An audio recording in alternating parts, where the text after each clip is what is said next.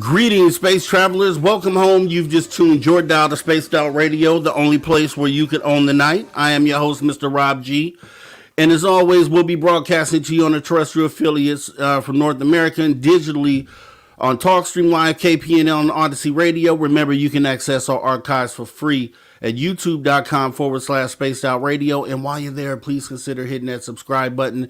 Don't forget to follow us on Twitter and Instagram at Spaced Out Radio and at Spaced Out Radio Show. Our website is spacedoutradio.com, where the options are endless. You can stay up to date with SOR Newswire. Get some official Spaced Out swag like you know we do. Plus rock out some Bumblefoot and oh so much more. Welcome everyone to the After Hours back here on another Saturday. Like I said, time just seems to be flying this year. I don't know what it is, but it seems like we were just here yesterday. So we're back again. We'll be getting into some really good stuff as always. Let's see here. Let me go ahead and take a look at the medal positions real quick. See who decided to join us tonight. And looks like we have a Race Fan for the gold, to Mothman for the silver, and then Deb from Sacramento with the bronze. Let me go ahead and get up in the chat here and see who else has joined us. Let's see, to Mothman saying, howdy Susan and Rob. Thank you for coming on in, to Mothman. Appreciate you showing up. Deb from Sacramento, thanks for coming on in. Appreciate you. We got Race Fan. Thanks for coming on in. We have Bad Jessica saying, just flying by on my broom. Hello, my little pretties, cackling wildly. Thanks for coming on in, Bad Jessica. We do appreciate you showing up tonight. Let's see. We do have Flaming Daisies. Does anyone have a bucket of water? All right. Thanks for coming on in, Flaming Daisies. Appreciate you showing up tonight. We have Elsa Louise. Oh, the humanity. Hey, where's the stud muffin to Mothman hiding? Oh, to Mothman, you've been called out, sir. You've been called out in the chat. Thanks for coming on in, Elsa Louise. We do appreciate you showing up. Let's see. Who else do we have? We have Corey in the building saying, you the man, Mr. Rob G. Thanks for doing what you do. Hey, I do it for you guys. Thanks for showing up so we can do this. You know, it takes two to tango, and do appreciate you guys coming on in each and every night to get the goods. So appreciate you, Corey. Thanks for coming on in. Who else do we have? We have Richard, Cornbread, Taylor Harrington. All right, saying, hey, y'all and everyone, I just wanted to check this out and see who all is here. I'm going to try and listen in. We do appreciate you coming on in. Richard Cornbread, Taylor Harrington, thanks for showing up. and should be an awesome show like always. We'll be getting into it in just a moment here. Let's see, we got Samantha Hazelwood Gray saying, well, hello, SOR fans. Hello, Samantha. Thanks for coming on in. We do appreciate you showing up tonight. Thank you very much. We got Roger Murray stepping in with some information. Always got some goods for us, showing here April 6, 1966, 58th anniversary Westall UFO incident. Australia group school children observed flying saucer disc hover over the power lines of the schoolyard, also witnessed by teachers. Awesome information, Roger Murray, and that is one of my favorite sightings there, truthfully. One of those ones where a lot of people say, hey, let me see the UFO land on the White House lawn. For me, that's one of my White House lawn incidents. So appreciate you bringing that up for us. Very important sighting within our history. So very awesome that you went ahead and showed that to us here, Roger Murray. Thanks for the information. We have Lars Jansen stepping on in saying good morning to all. Appreciate you coming on in, Lars. Let's see. All right, who else do we have in here? Looks like we got Rayfin. Okay, Rayfin stepped in. Hello to Rob G in chat room. Thank you for coming on in, Rayfin. Appreciate you showing up. We got Karen in the Woo Train. What's up, SOR? What's up, Karen? Right back to you. Thanks for coming on in tonight. Let's see, who else do we have? JSCO 77 saying playing with fire. All right, JSCO 77. We love when you when you come in the room, man. Appreciate you showing up. Stargazer saying hello, Roger, and everyone. Thanks for coming in, Stargazer. Chillgasm.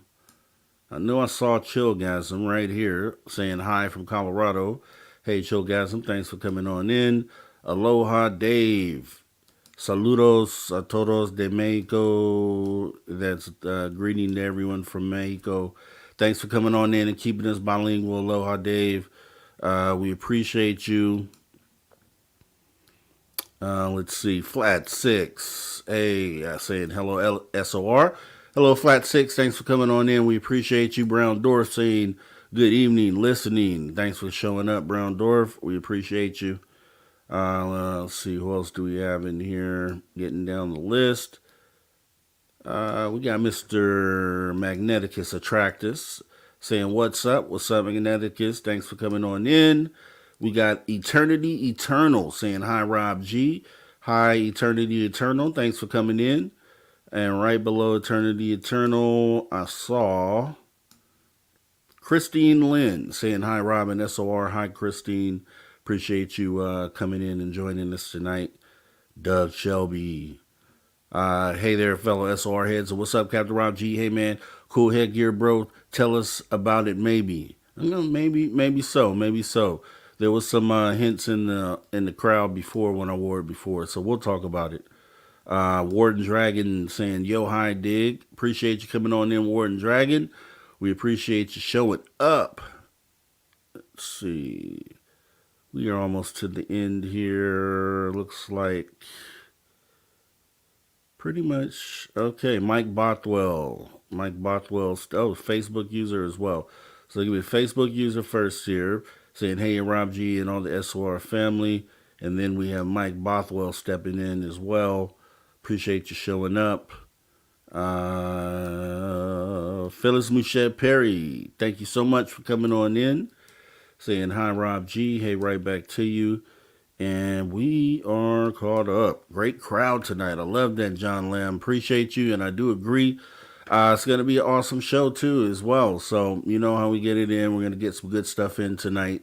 And what I'm going to go ahead and do, this is if you're familiar to the show and how we do here, you already know what we're about to get into. We're going to go ahead and jump into that SOR Weekly Review, jump into the Spaced Out Radio Time Machine. Just in case you may have missed something, we're going to go ahead and make sure that you get caught up to date. So let's go ahead and jump into SOR Time Machine and check out the SOR Weekly Review. Here we go. He's investigating a house that is seeming to have some weird and high strangeness. How did you come across this case, Max? It's not a matter of it being this particular house. I, like I was mentioning, I would put out cameras and stuff different places, and so I happened to be at this particular house that night, and I had a trail camera affixed to a deck post on the deck, obviously, like where the stairs come down, and the woods are like to the left of that, maybe 30 feet to the left, something like that. And this happened around, it was late, like maybe 3 or 4 in the morning, something like that. And they have a cat, kind of like our huge Siberians, which hopefully you'll get to meet. Chunky Cheese, aka Olaf, aka Gray Slayer, and one day I'll tell you why I call him Gray Slayer. But anyway, is napping over there. But their cat was pawing at this window and stuff, like quite vociferously. So I decided to go out on the deck. And the problem is I've been trying to get footage of this winged thing, this winged creature, for on and off for years. I mean, this happened back in 2016, that first thing. And this was last February that this finally happened. And recently, shortly before that, I had gotten a few frames at that particular house of one of those things flying. Like literally, it was so fast that when it bolted by the screen, the trail camera didn't barely had time to turn on, and I got like 2 or 3 frames of it at the corner flying through, and you could see the 4 wings. And I was like, fantastic, but it was so brief. So I figured it might be one of them. So I went out on the deck. In retrospect, it was probably pretty stupid. But this is why women live longer than men, because we do stupid things. Okay. So I go out on the deck there, and I was like right behind the trail camera there, and I'm looking. And I figured, I'm going to wait for this thing to show itself or whatever. And then I'm going to turn on the camera. And then I started getting this weird feeling like it was like a wave of cold hits you. And when people go to the website there, which by the way, you do have to subscribe to, see the video and the other videos coming, but it's inexpensive. But anyway, the like there was a wave of cold, and when you see the video, you'll see, if you noticed it towards the end, the temperature shift as the entity pulls away from me. So as it comes towards you, the temperature drops, and you also get this sort of prickly feeling, like static, or maybe like when like a storm front is coming towards you, like heavy electricity in the air, that kind of thing. And so you start getting the hair on the back of your neck coming up and stuff. So I what I call flashed the camera, meaning I took my hand in front of it and I went like this. So I turned it on, and I'm waiting, expecting one of these things to bolt through the tree line or something like that. Nothing seemed to happen. So then I was like, huh. And then it was getting a little creepy out there for my taste, and stuff. So I went back inside, whatever. But the next day, when I got the camera, the footage and everything, that's when I saw what you've seen in the video. There was this big energy field, which the human eye cannot see, but the infrared camera could pick up on, and it has this cyclone. What happens to our bodies and our consciousness while we're sleeping and dreaming? Yeah, so it's really beautiful what happens actually. We're constantly, so first of all, when we rest, there is a certain time every hour of the night. So the body is a beautiful multidimensional system. And as a whole organism, it is a fractal of the universe. Okay, let's first understand that. And in the same way, it is a fractal of the earth. We are a fractal of the earth.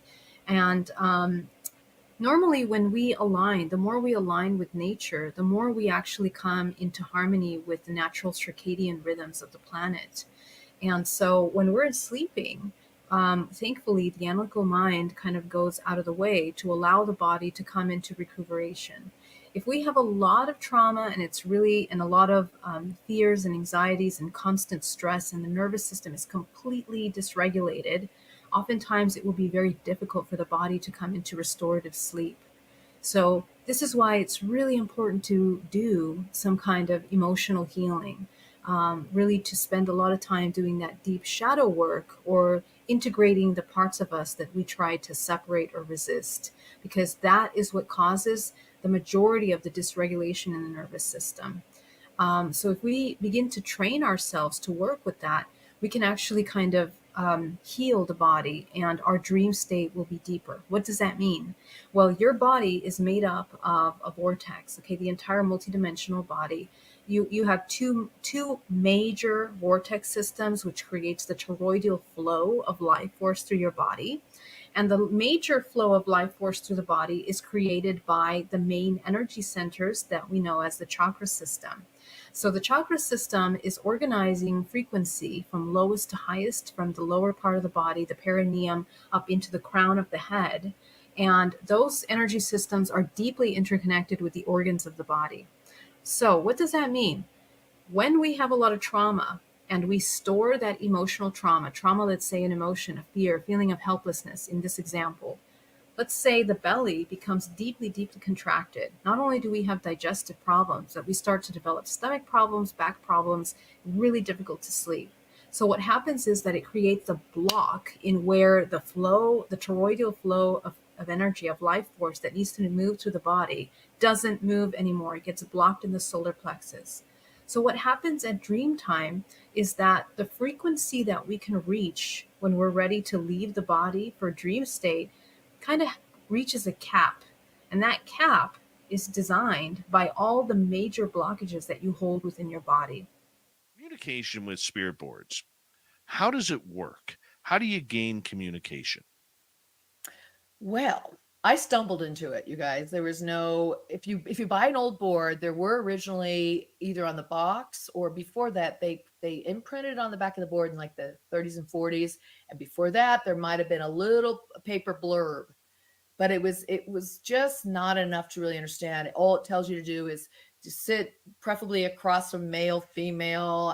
They got into that whole thing, and then wipe the board clear of dust, and one person asked questions at a time. It was very simple, but I thought, how do you lock into the feeling of it moving? And I got to tell you guys, it just worked for me out of the box, literally. But I have sat there with many people over the years, and I teach workshops on this and help people learn to use it. It's really a matter of, here you go, letting go. And what does that mean? I know. What does that mean? It sounds so nebulous. How I explain is you have to get out of your left brain thinking. You have to get out of that one that wants things to be, it makes sense, I understand scientifically, technically why it's working, and get more into the feeling or the flow of it. So I always tell people, if you want to use this tool, it's hard to start by yourself because you're going to second guess if it starts to move. And when you start second guessing, you start blocking the flow of the connection. That's hard to get beyond. So I always say, try it with a partner, but somebody, not just any random person off the streets. That's why I do my workshops, because people will sit with other people in the workshop who are interested in doing it with them. If not, find somebody, that's close to you, a good friend, a spouse, a brother, sister. I started with my friends and then moved on to my brothers. And then, from there just kept growing with different people I knew that were interested in it. So you want to have them have the interest, not like, oh, that's stupid, it's not going to work. That's going to block it too. So really your beliefs, how you set yourself up when you come to this tool, that can make it or break it for you. It's weird. It's weird that out of the Five Eyes nations, even if you want to include NATO on that, the United States is really the only ones talking about this subject. And the other ones, they're talking behind the scenes, but they don't want to go public. They're afraid of what their constituents are going to say if they go down the UFO world. It's amazing how that happens. Grant, welcome back to the show. Thanks, Dave, for having me. It's good to have a chat and share some insights with your audience. And I totally agree with what you just said, because I'll give you a perfect example of where the Australian government and Australian Department of Defence specifically are staying very closed-mouthed on this topic. So, rewind the clock to 31st of May of last year, and you had the now former director of ARO, Dr. Sean Kirkpatrick, attending NASA's public meeting on UAP with the independent study team. And he revealed to the world that he had just hosted his inaugural Five Eyes Forum on UAP. And again, Five Eyes, we know United States, Canada, UK, Australia, and New Zealand. And so that really, pricked my ears up, because I thought, well, maybe I would have had assumed at that point in time that Australia had attended this UFO briefing on UAP led by ARO. And so I had engaged with Senator Wish Wilson, the only Australian senator that has been asking questions on UAP to date in Australian context.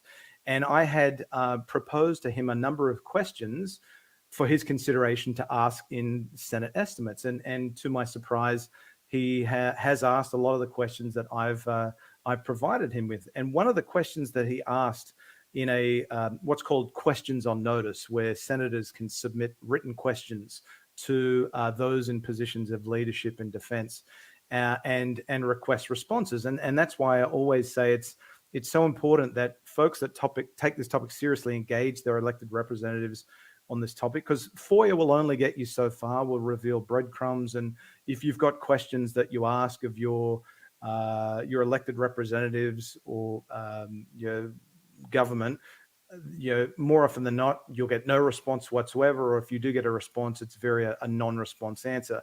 Whereas if you have a relationship with your elected representative and they know how important you take this topic seriously, and you can help inform their line of thinking, well, a senator like Senator Wish Wilson can then ask a question that's relevant and pertinent, and that question goes to the top of the pile. Keith, we know there is a plethora of beings. Do any of them hang around invisible, just laughing at our antics or watching us like soap operas? This is the woo of our lives kind of stuff? Absolutely. There are a number that do that. Many of the ones that are hanging around with that in mind, though, are actually not ETs. Well, technically they are in a sense, but they're actually ancient races. The ones that you guys read about, that you've written about in mythology, in many of your so-called cryptids, aren't exactly as cryptid as you might think. But there are ones that will just sit there in the corner and go, okay, is he going to see that door, or is he going to walk into it? But they watch for the oddities. Like one in particular, they were, I kid you not, they were sitting there watching and betting between them as to whether this one human was going to end up dying. The human actually ended up living. He walked through an active propeller and never got hit.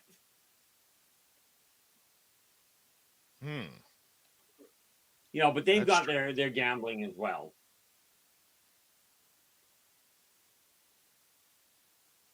That's but strange. You got to remember, this is a live action soap opera for them. A lot of times, Nicole, we talk about the negative side of ufology that's going on lately, because there is a lot of politics and a lot of rhetoric that is going on within the community, from the pro to the con, when it comes to the disclosure movement. But one of the things we haven't talked about in a long, long time is who is really making a difference. Maybe not just on the political side of things and helping making moves towards any sort of disclosure or confirmation, but who is making moves within the community, talking about the experiences people are having, talking about, the reports of everything from ET abduction to UFO landings and potential crash retrievals. Who would be, let me add it to you. Who would be your top 3, maybe top 5? Of do-gooders in the community or activism, Well, I mean, obviously there's like the what I call the Lou crew, and people support that Hydra head of disclosure. And there is a lot of good activism happening in that. And that's the political world I think you're talking about. But then there are these pockets that aren't really known throughout the community because they're not seeking celebrity or fame or notoriety. They're just trying to do solid work. And that's where you hear of like these groups working out of Harvard. I can't say they're an official group, but there's interested parties in Harvard that are doing interesting work with experiencers. The same out of MIT. We've discussed our friend Michael Masters, and who the university he's affiliated with. I think he's trying to pursue this avenue through his academic world. But there's pitfalls in that too. We discussed this kind of earlier today, just sort of that cycle of how to get things done in academia and how to break in with something that's so fringe. That's going to be something we have to tackle in the future. So I brought up Harvard and MIT. There's obviously some work, like I know controversial Jack Sarfati, he's affiliated with people that work out of the Lawrence Livermore Foundation, and some interesting work going on there. So there are pockets, and there are plenty of independent people as well, like our friend Chase Williams, who started Paradox, which is sort of this AI eating machine of all things paranormal. And so hopefully it'll be a resource and a database that every researcher can turn to.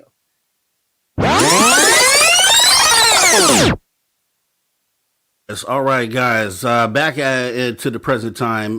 Jumped out of the SOR Spaced Out Radio Time Machine. Once again, another great week of awesome episodes. If you missed any of those, make sure you jump back in our archives, youtube.com/Spaced Out Radio, to go ahead and catch up on what you may have missed. Once again, awesome shows. And as well, we have an after hours archive as well, as you already know. So you can jump into that and see some of the previous awesome interviews that we've done here on the weekend show as well. Along with Jessica Jones, the Crypted Huntress. Definitely a lot going on here at Spaced Out Radio. And we want to make sure that you don't miss a thing. So with that being said, we're going to go ahead and move into the show here. We have our guest in the back here, Susan Hill, and she's into healing and all sorts of things here. I read her bio, and we're going to go ahead and get into some of those things and get to know her on a personal level and kind of see what we can pick up and maybe learn from this conversation here. So we'll be getting into that. You guys sit back and relax. Want to go ahead and recognize Mike Bothwell for the super chat. Appreciate you with the super sticker, Mike Bothwell. Thanks for your support of Spaced Out Radio. Also, Foxy Joe saying hello, Dave and Karen. That was the replay, Foxy Joe, but we do appreciate your support of Spaced Out Radio as well. And with that being said, without further delay, we're going to go ahead and bring our guest in. As I just said a moment ago, Susan Hill. So let's go ahead and introduce her to everyone as we bring her up on the stage. All right. Hello, Susan. How are you today? Hey, good. Rob, how are you? Can you hear me okay? I can hear you really great, Good. really well. And if anyone has a problem with the volume out there, please let us know. Sometimes on their end, it's a little wonky, but I do appreciate you coming in today, Susan. Yeah, I'm excited. I've been looking forward to it. Definitely. So Yeah. I was looking into some of the things that you're into. We're looking at a mediumship, conscious channel, communicates and works directly with Jesus and the 5 archangels. So that's going to be interesting to kind of get into those things. But if you wouldn't mind starting at the beginning, kind of what brought you into this, any early on experiences you may have had that kind of led you into where you're at now? Yeah, absolutely. So I think, like a lot of us, I was really gifted as a child. And I had, I was having visitations from light beings. I mean, real young, like 3 or 4 years old. So I didn't really know how to describe them. I just thought it was normal, to experience these things. And I was, having the visitations from the light beings, also like deceased loved ones that, my great grandparents, for example, my great grandmother specifically, that I'm named after, ironically enough. But she had died years before I was born, and I would describe her to my parents, like the next morning from my nightly visits with these, family members or other beings or whatever. And they just thought that I had a big imagination. But as I got older, it was becoming more descriptive, I think. And I was telling stories too about different families, but I was using it in first person, like I was doing this or I was doing that, or my family or my children, or things like that, these stories. And my mom actually wrote some of those stories down. And I'm hoping I can find that book that she wrote these in. We're going through her house right now. But so the stories from childhood kind of add up to what's going on now. I kind of piece the puzzles together in downloads or transmissions or experiences or lucid experiences that I've had as an adult with what I was, telling my mom and my dad when I was younger. I would also, I had one specific, light being that would come and visit me, and his name was Gabriel, but he was golden light being. He didn't really have any features, but he had like the silhouette of, like a human. He had somewhat of a face, and then the auric field around him that made, the wing-like kind of movement when he would come and visit. So, but yeah, that was just a normal thing. I could see auras around all living things, even the colors. And then about probably 8 or 9, those gifts started fading out a little bit, as I was being conditioned down into society, I guess. And I was born and raised in the South, still here in Georgia. So it's very traditional, very indoctrinated. So there was really no reference for the things that I was, sharing with my family when I was little. And they, luckily enough, they did not say that, oh, you shouldn't do that, or that's not real, or whatever. They just said that that's, you have a great imagination, and they would just rub it off and just, just kind of leave it there. But there was really no reference for it. But then I always had it in the back of my mind. I had it back on a back shelf back there, as I was in school and doing, young kid things or teenager things or basketball, cheerleading, whatever. Of course, it was kind of conditioned out, and I didn't really think about it much. But then as a young adult, I was really into like the paranormal. And this was back in the early 90s. So we did not have like all the shows or social media or anything like that. There was nothing. It was just, the ghost stories and the Ouija boards and that kind of thing that we had. We didn't have equipment like they do today. So again, there was not a lot of reference for that. It was just fun and exciting and something to do, but I always thought that there was a way to communicate. Then, after graduated, I did all the adult stuff, got a job, got married, all those good things, and had living the normal human life. And then I would say about 2016 is when it started to change. And I had like, I don't know, like the event moment of my awakening, I could say, was 2016. And then probably 4 years ago now is when I started getting clairaudient audible downloads, or transmissions, from other beings that were sharing information that I had no clue about. And I was not there. I was not, in the cosmic realm of things. I was more in the haunting ghost spirit thing. I was more comfortable there because that's what I knew. And that's what I was interested in for so long. But now I was hearing from beings from out in outer space, I guess, and I knew nothing of that. I had no reference for that, no interest when I was younger. I wasn't a science fiction person. It just wasn't something that I knew about. So yeah, 4 years ago, June 1st, of 2020, I was sitting on my couch with my coffee before work, with my dogs, had the TV on, just a normal morning. And I started hearing this really high-pitched frequency, and I thought it was coming from the TV. And it sounded kind of what I know now as like a singing bowl or tuning fork that you would use in like a sound bath session or something, Like a resonant sort of tone. Yeah. Yes, it was. And I thought it was coming from the television. So I turned the TV off, and it was still there. And I was trying to figure out where this noise was coming from, where the sound was coming from. And then all of a sudden I could hear language within that tonal frequency. I could hear the inflection. I could hear the different, the consonants, the the vowels, how they were forming the words, and the inflection between the words. And they said to me, they said, so, well, I was sitting on the couch, so it was a surprise for one thing. This was just a shock. And I started hearing it, and I was like, I don't know what's going on here, because I started hearing words, but then a whole sentence came through, and it said, they said, "Good morning, Susan. This is the Syrian Council. We are transmitting from Sirius B." And I just sat there for a minute. I had no idea about any of that. And I really thought I was going crazy, because several years before, in 2016, I was having experiences not like that. I was having experiences where I was seeing like shadow people. I had a lot of anxiety there. And during that 3 weeks, and I know more about this now. During that 3 weeks, I lost 27 pounds, and I am not a big person.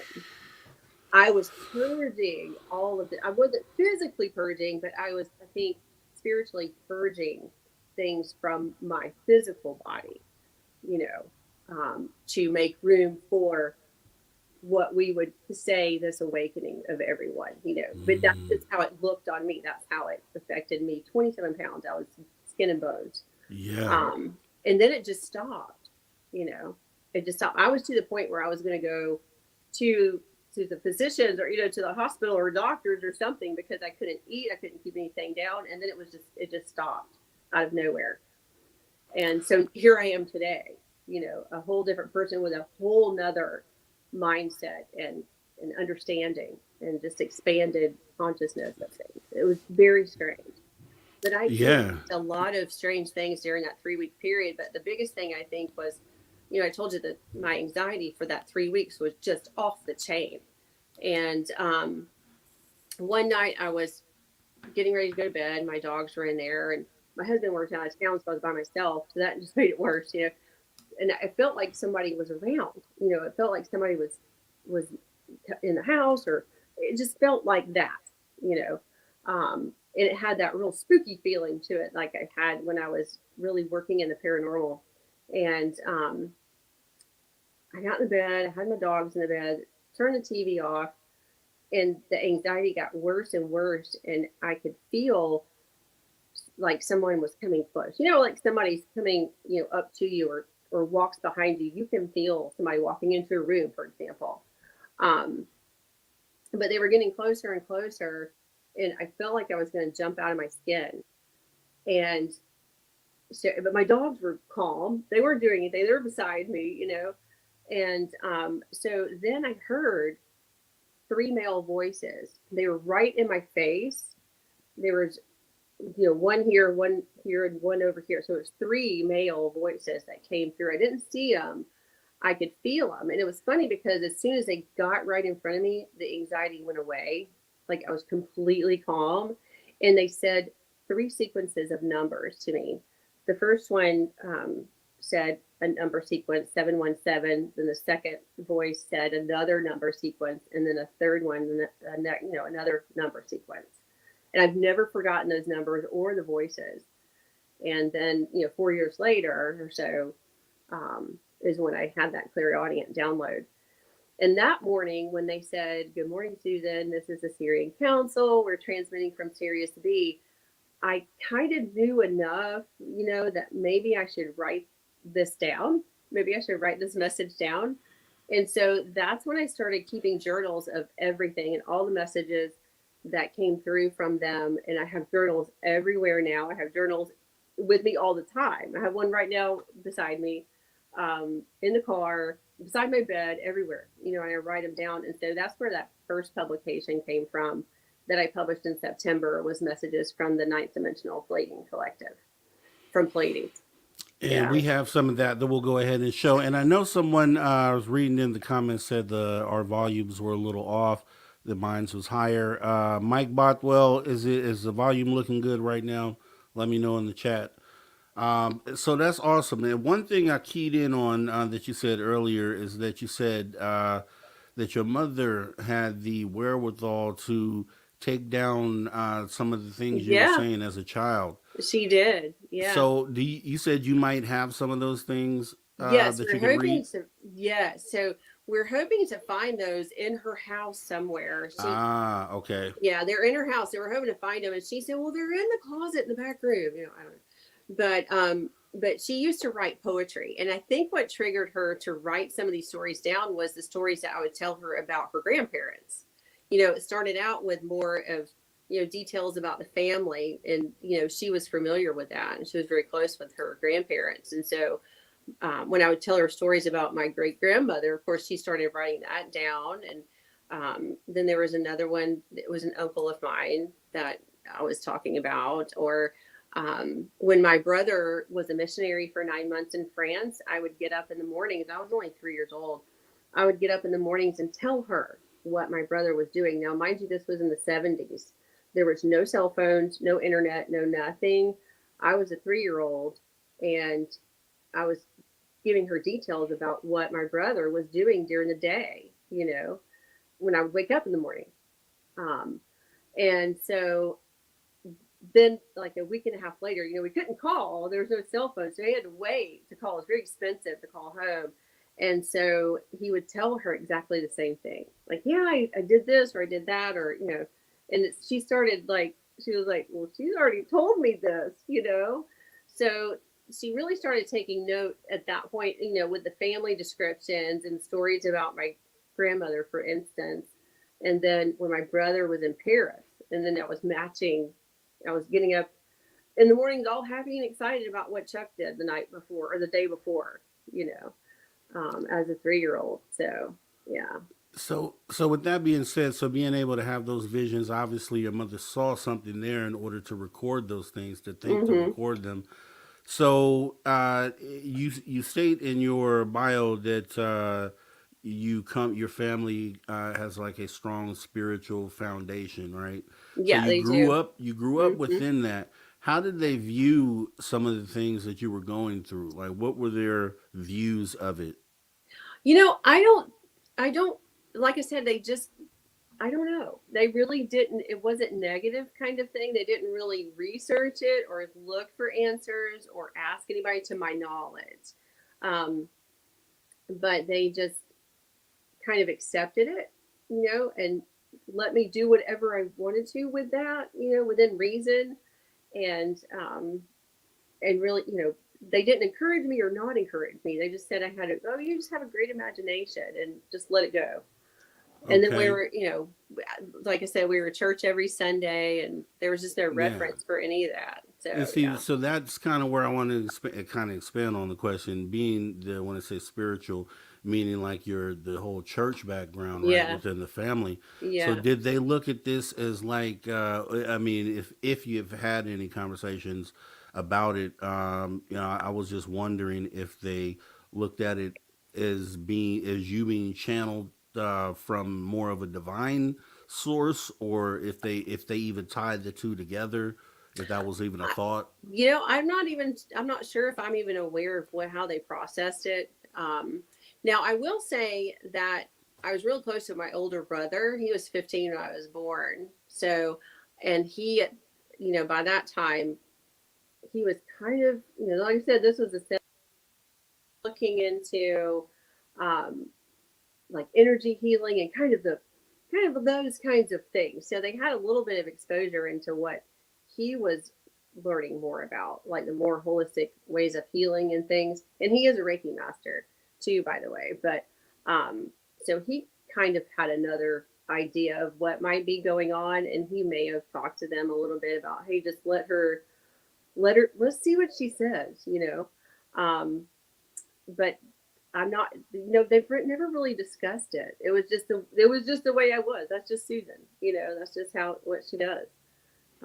Which is good, because I think if a lot of parents that have some sort of a fear about that might stop their children from being, expressing those things to them, and that will shut that gift down to Right. a certain degree. It's always there. I don't think you ever lose it. But yeah. So That's what I was wondering, because it always seems like there's it's differing, the dynamic between spiritual beliefs and then what it is that we learn about the phenomenon if those two things intertwine, and Right, right. some groups have different beliefs on if they do at all. So Mm-hmm. it's always an interesting dynamic to see someone who comes up from a spiritual background, religious background, kind of how that's perceived. But Right. Yeah. now, Yeah. with that being said, so you went into also prior to you having an ET experience that you had mentioned some paranormal, something where you dipped into paranormal. You Yes. saw shadow people and all sorts of things like that. Yes. Yes. So Yes. how did that come about, and when did you like? What was your perception of what it was you were seeing initially, and how old were you roughly? Well, when I was seeing the shadow people, when I was talking about this event moment, when I had the three beings come to me and say the number sequences, that was in 2016. And Ah, okay. by that time, I had, already kind of dabbled into like the ghost hunts and the paranormal stuff. And so I knew it was something. Like I knew that there was something there. And I knew what I was seeing. But I really didn't have, even at that point in 2016, I didn't have um, a reference to what, a shadow person is. And I really still don't really know. Um, but definitely not any of the cosmic or other civilizations out off of planet. I had no idea about that. So, but I did. One thing that I was really interested in, I think this was kind of the platform for where I am today, being clairaudient and getting transmissions, is I was fascinated with somehow to communicate. And so probably for about a year before that, the one, when I got that big transmission in 2020, when the Syrians came through, for about a year and a half before that, I was really, really heavily into instrumental trance communication. I had all the equipment and I had the recorders, I had everything. I had, the ITC research, and I was really into that for about a year and a half. And it's fascinating. It's still fascinating to me. Um, and then it just kind of moved into where I am now, where I don't need the equipment. I can hear what's coming through in a certain state. I'm not going to be, vacuuming the floor. So, well, I might be, I don't know. But I mean, busy with the kids or whatever, I'm not going to be doing that and get it transmission. But if I'm, doing my meditation, I'm in my quiet space, I can get a message from them. Okay, So, and I guess going into that, what is if you are able to explain, because I hear medium, I know what a medium is, but then I hear you say intuitive medium. mm-hmm. What do you mean by that? Like, what is the uh, description of what an intuitive medium is? um, and I kind of made that phrase up. It's not really, I guess maybe somebody that uses, but I'm very empathic. So as I'm getting messages from other beings, whether it be a human consciousness or, another ET race or something, I can actually feel what they're saying. Like I can feel the whole storyline. I can feel Mm. what it is they're trying to explain. I can see it. Sometimes I'll get visions of what they're sharing with me. So I'll get the whole package. I can hear it, I can feel it, and then I can sometimes see in short little visions of what they're trying to tell me. So, yeah, Okay, and forgive me if you've already said this, but yeah, the because when we talk about mediumship, it's the ability to communicate to an other side, essentially. yes, So yes. I'm wondering if that includes paranormal, or if this is specifically extraterrestrial contact. I think it includes paranormal as well, because Okay. I can connect to, well, paranormal in the sense of like human consciousness, like your family that has crossed over, friends. Yes. I Yes. can connect to human consciousness, but it's not my thing. It's like not my niche. Where I thought, for a long time it was.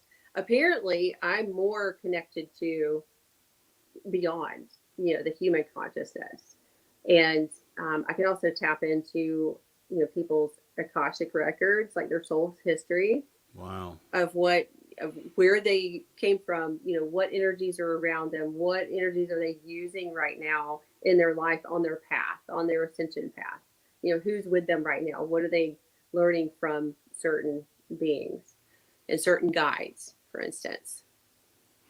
Okay, so on the paranormal piece, you looked into it as you went into it with the perspective of wanting to do research, but you kind of stepped out of that into a Yeah. different lane, essentially. Okay. Yes. And I feel like that was my foundation for that, because it had to do with communication, with the instrumental transcommunication research.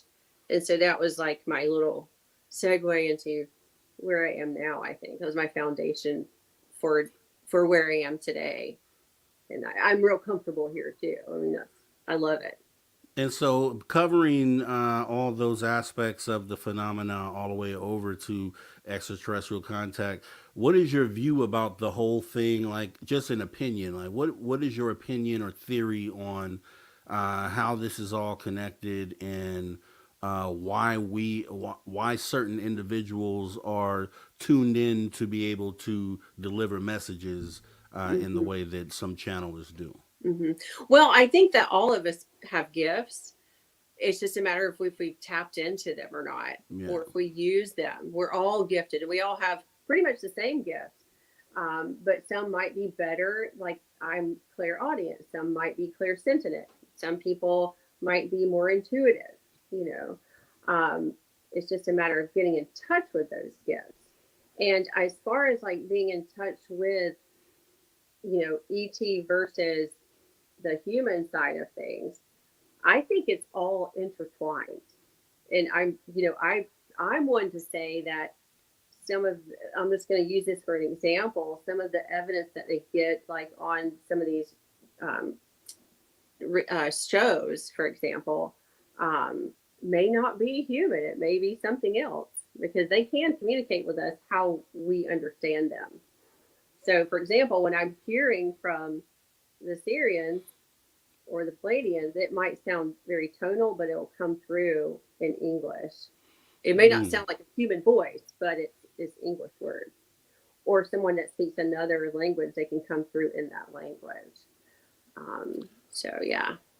Yeah, I've always looked at that and wondered how that is. I mean, how these beings would automatically know how to translate what they're saying into English, but it may not even be that. It may be that Right.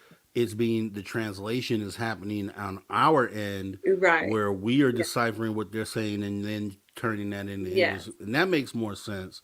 Well, and there is a universal language, and we have just forgotten it. I think with the light language, it's called light language, which can be tones or frequencies. It could be movements. It could be like what might sound like words, like in a song like way. But yeah, light language, the universal language, everyone knows. So in our cellular memory and our soul's memory, we understand that language, but we are translating it into what human language that we know.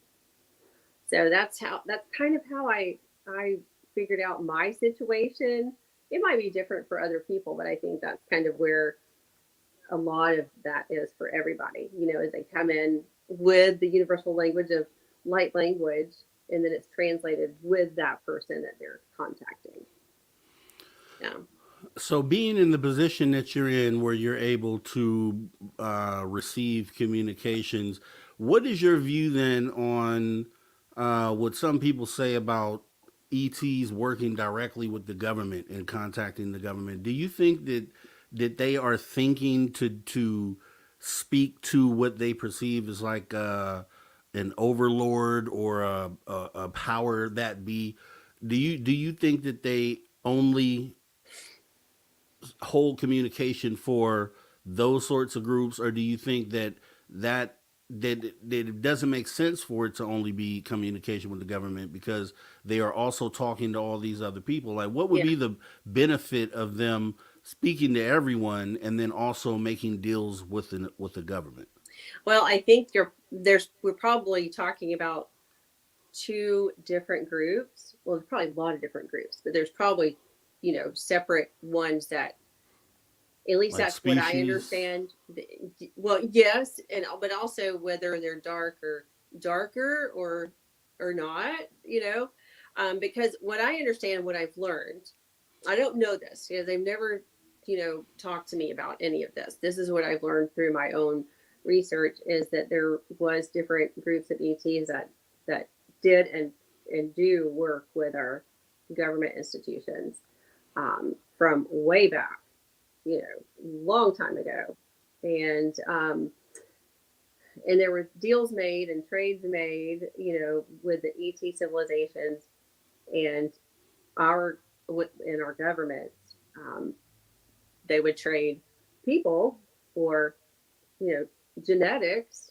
They could do what they gave permission to do, what we would call abductions, to get whatever they needed from the humans, and in trade for technology.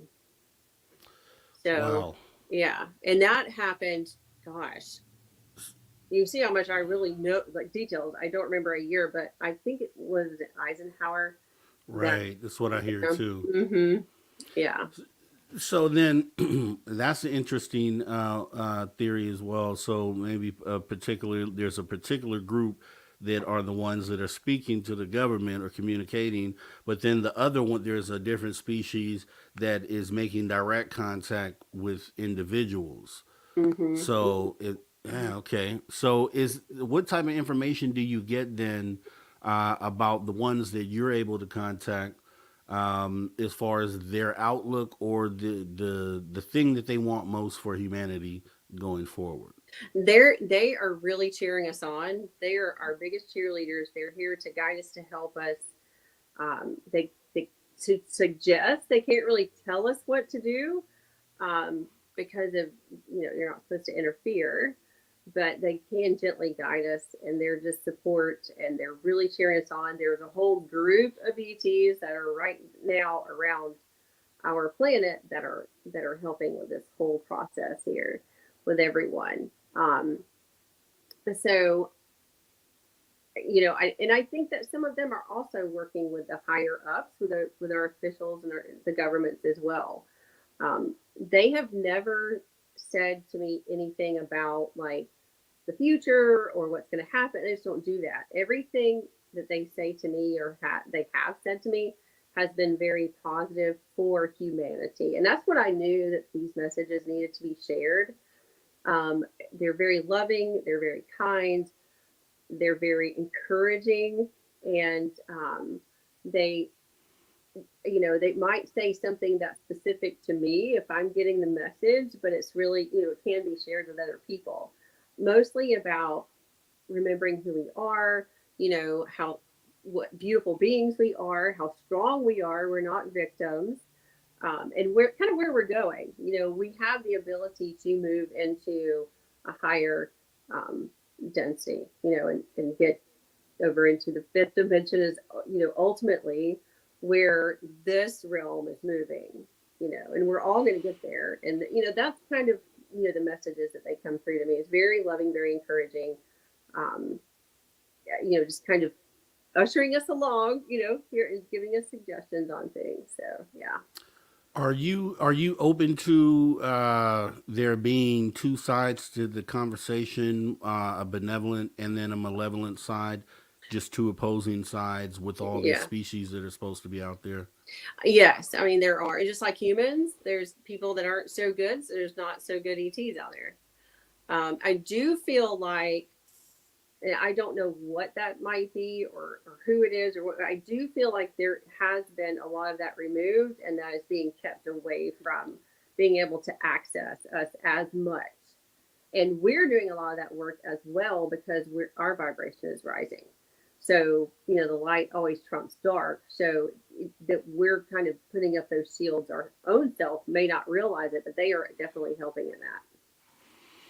All right. Well, that's awesome. Right now, we're at the bottom of our first hour. So, Susan, what we're going to do is take a pause for the cause, and we'll get ready to come back with hour number 2. Yeah. So, guys, you guys don't want to go anywhere, because Susan has sent over some awesome images and videos we're going to take a look at. And also, we'll get into, she gets into pyramids, and we'll kind of talk Yeah. more about that and figure out what's going on there. Until then, you guys hang out. We'll be right back in about 5 minutes here. See you in a minute.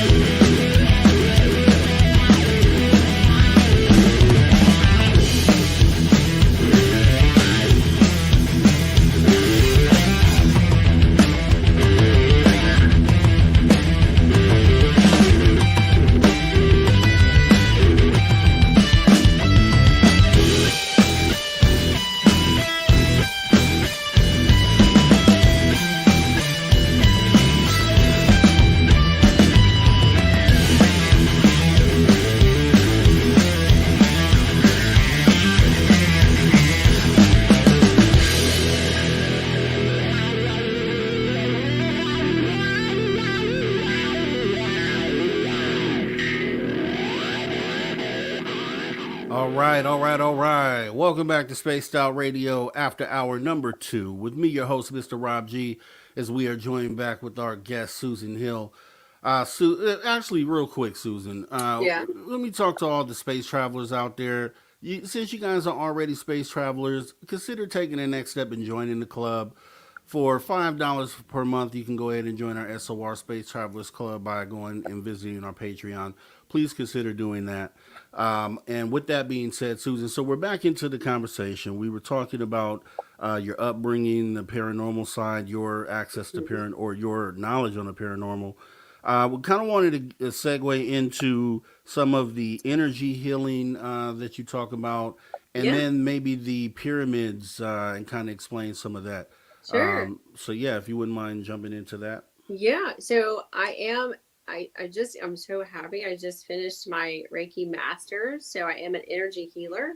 Congratulations. Yeah, thank you. And so, I always I think we all do that and not know it, like how your mom puts her hand on your boo-boos or something when you're a kid, it's the same thing. Or when people, for those that have been to church or go to church, when they do laying of the hands, on people at the altar, it's the same thing. So it's the same method. It's the same energy, that universal God energy, the source energy coming through you.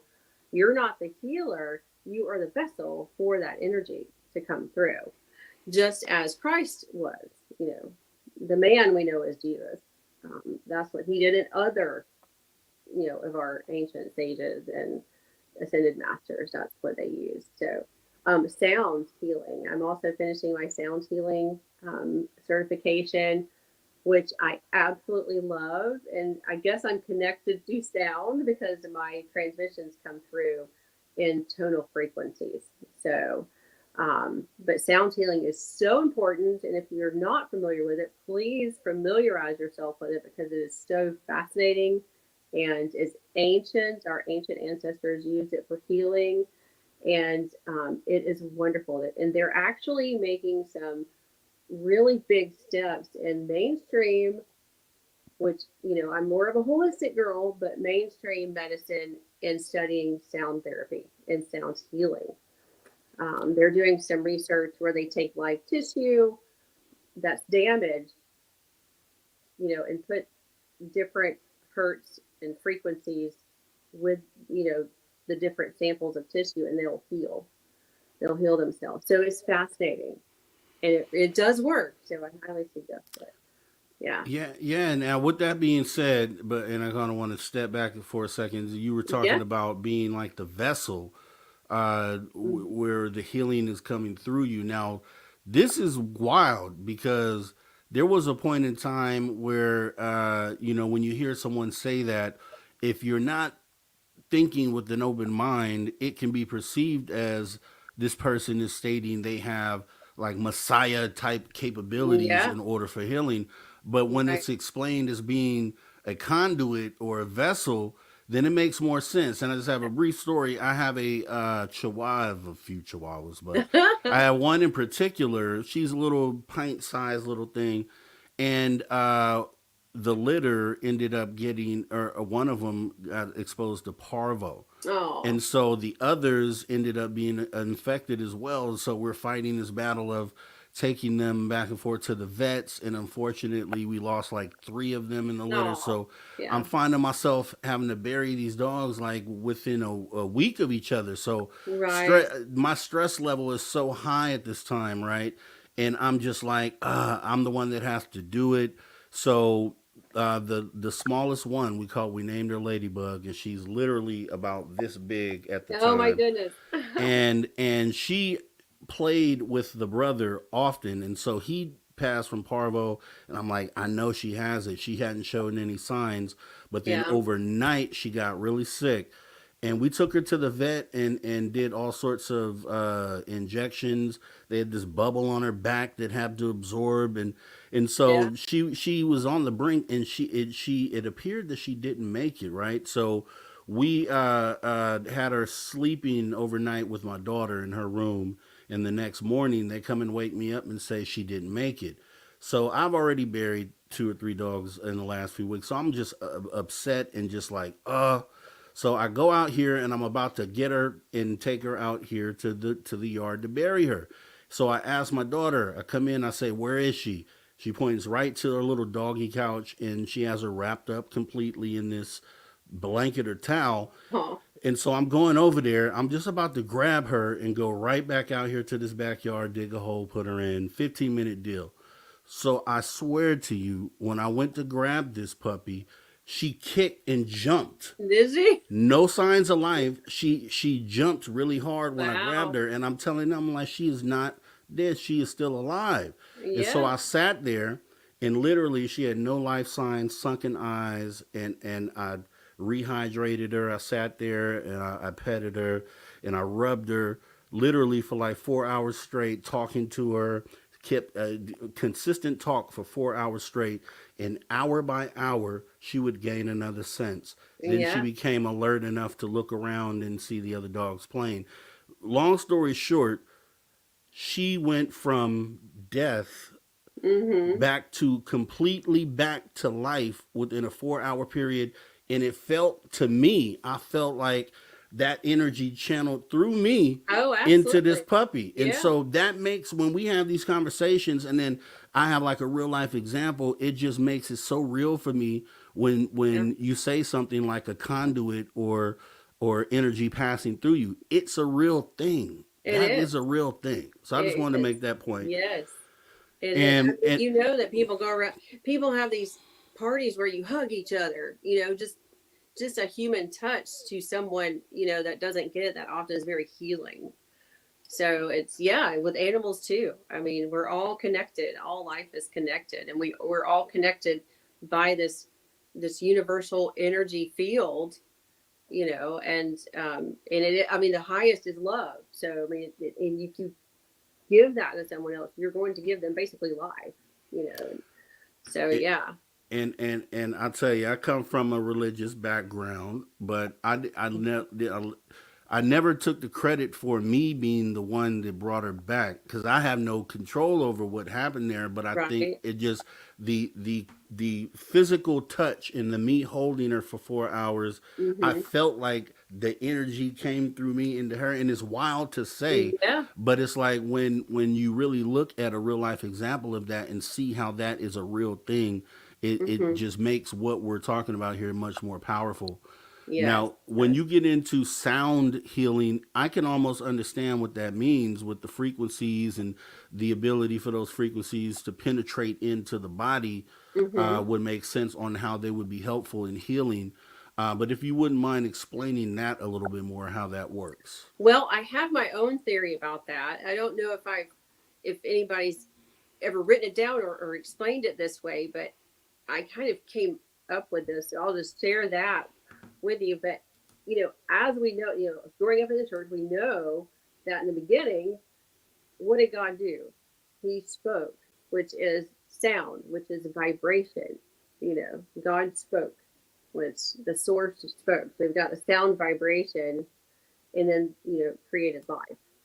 Um, so I always like to tie that in there because you know I do come from that background, so that makes sense to me. You know, for that speaking, that noise, that vibration when he spoke, when he quote spoke, you know, and had the sound there. There's certain sounds within the universe and frequencies that hold all of life, that are the life builders that built us. If you I don't know if you've ever watched any schematics where you put sand on a table and then they have the different hertz and vibrations and they make the sacred geometry, like you know, Yes. like Oh my the God. sand. I mean, that is so fascinating to me, and Yes. it will make the perfect geometric shapes of all life forms that's Every in time. existence. I mean, is phenomenal. So, I mean, that's really where, you know, the physical form of everything came from, were these different vibrations. We're at a certain vibration. The chair is at a certain vibration. You know, the tree is at a certain vibration. So sound is very important because it just ties all of physical life in together and to form our reality. So that's really the foundation basis of it. So yeah, so it's very healing. Yeah, when you think about healing, I mean, you think about how long humanity has been here on this planet. You know, it wasn't always a medical thing where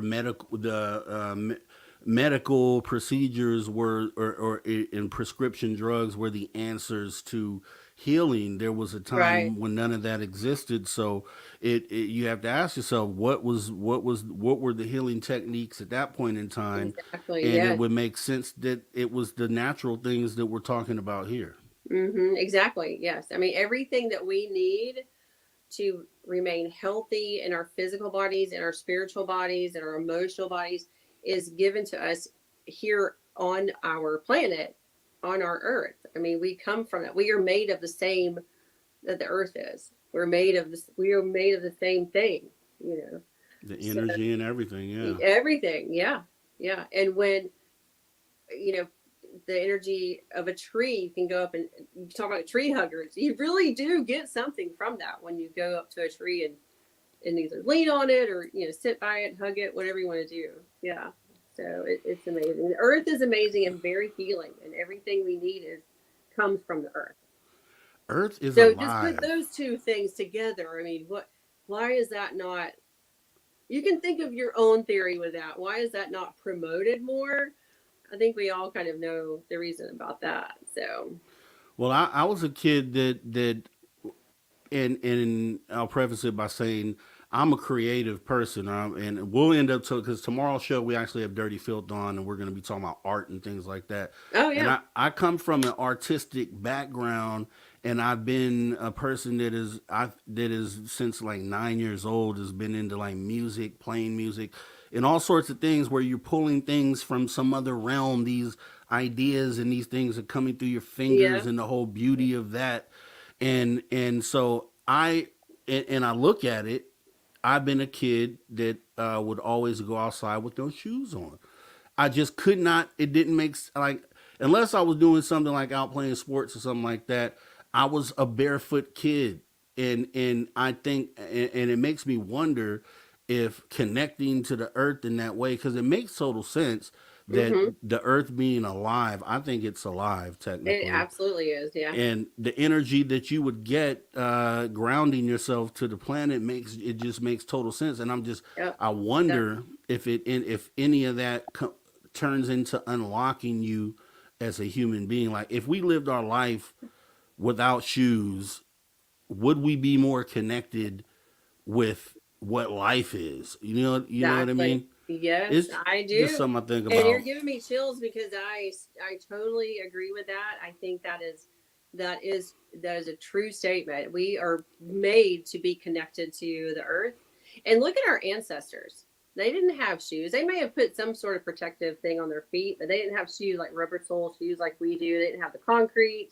They didn't have, whatever like false uh, the flooring or the ground or whatever to walk on. I mean, they were on the ground, and so they were always getting those electrons from the earth. And animals do it. Animals are very healing to humans.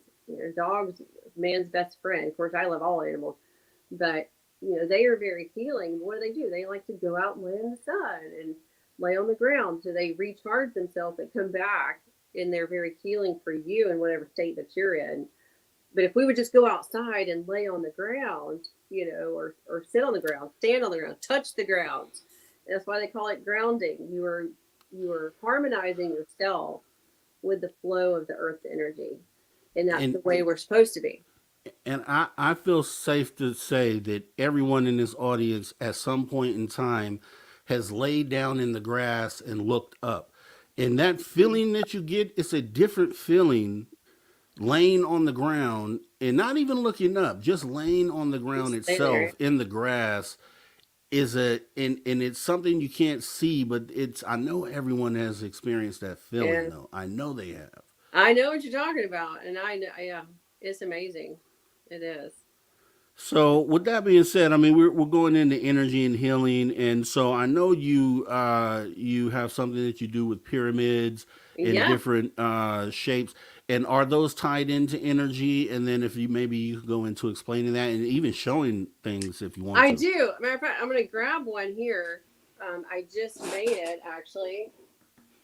I made two for some people, and I'll pull it out to show you guys. You'll be the first ones to see it. Awesome. Here we go. Yes. So I do make the four-sided pyramids, and I personally like the four-sided pyramids because that's the way the ancients made them. They're four-sided. Actually, they're eight, but we only really see four sides with our from our perspective. But this one I'll pull out. So it's coming out of the mold here. I don't know if you can see it that well. Where are you? There you are. So what I put in here is like natural stones, copper, actual gold or silver, copper. Many of the stones I found myself, like on the lake shore, I find a lot of smoky quartz around here on the lake. And so there's a lot of them in there. And the coils here, I'll just wipe in this. I have flour on the mold so they don't stick. But yeah, the copper coils, I coil myself. It's solid copper. The solid copper flakes, which is a very good conduit of energy too. The shape itself is a sacred shape. It's an ancient sacred geometry shape.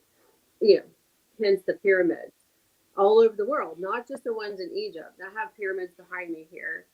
But this one in particular has a quartz point in the point, a quartz stone in the point, rose quartz, solidite, amethyst, and then the smoky quartz at the bottom. Oh, and there's fluorite in there too. I forgot about that. So, yeah, I can't get it in the camera right, but yeah. Yeah, that is awesome. Beautiful. Also. Yeah. So I do make these for people, and they take about a week or so to make. Probably wouldn't take that long if I had could stay at home and just make pyramids all day, but I can't do that. So, but they take a little while to make because you have to make them in layers. And what I do, some of them will tell me what they want, like what they're kind of drawn to or what they're attracted to as far as like the energy properties of the different stones. Or most of the time, and this is what makes it interesting, is I'll just kind of tap into that person and kind of feel what needs to go into the pyramid for them or what they need at that time in their life. And so the pyramid, if you put it in your space, whether your office or your family room or wherever you want to put it, your desk, it will balance the energies in the rooms and can, depending on what stones are in the pyramid is what healing properties will come from that. So they could all be different, but the four-sided pyramid in general, just being a sacred geometric shape, balances energy for you, your space, your house, wherever you put the pyramid. So, yeah.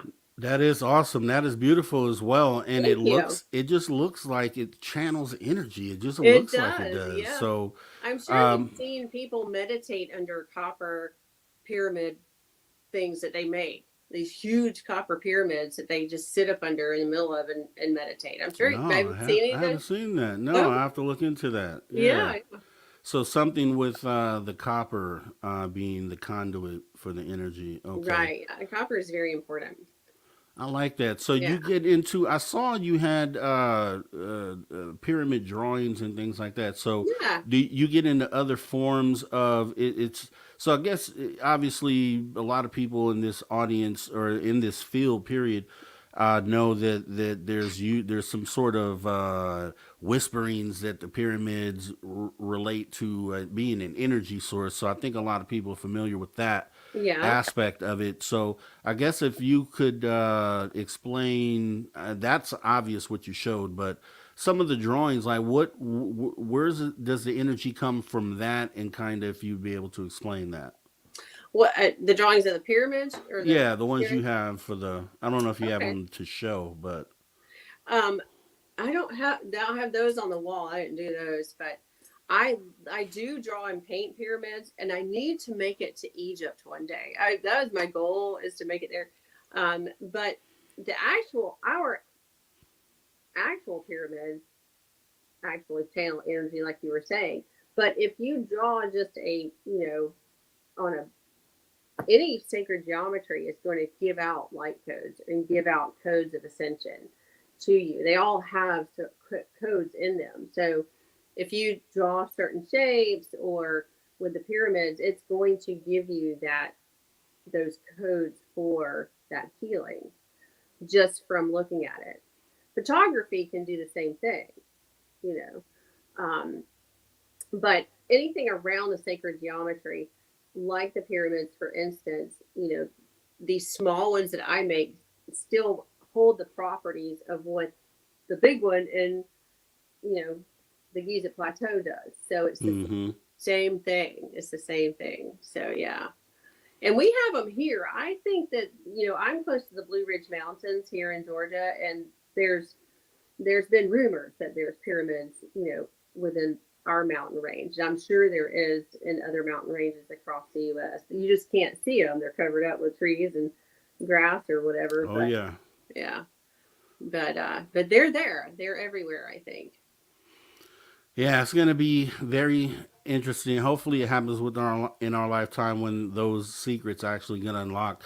That's why I'm pushing for what do they call it, catastrophic disclosure, because I think we need to know. The sooner we get it out there, is the sooner we could get on the other side of this and shore up our position going forward. So I'm heavy on getting that pushed and trying to find a way to kind of advance that conversation. So I'm ready for that to come out. I'm just like, let's get this show on the road. Please. I mean, we're just wasting time, and that's why it gets me so upset when or perturbed when we look at the whole political side of this, because it's a rabbit hole, a never-ending rabbit hole, and it's like it frustrates me to see people go down that rabbit hole and lose a lot of the time they could be using over here trying to really move the narrative and get the agenda pushed. Right. Yeah. Mind blowing. But I know you have some pictures and things that you sent over Facebook. I'm gonna try to bring those up.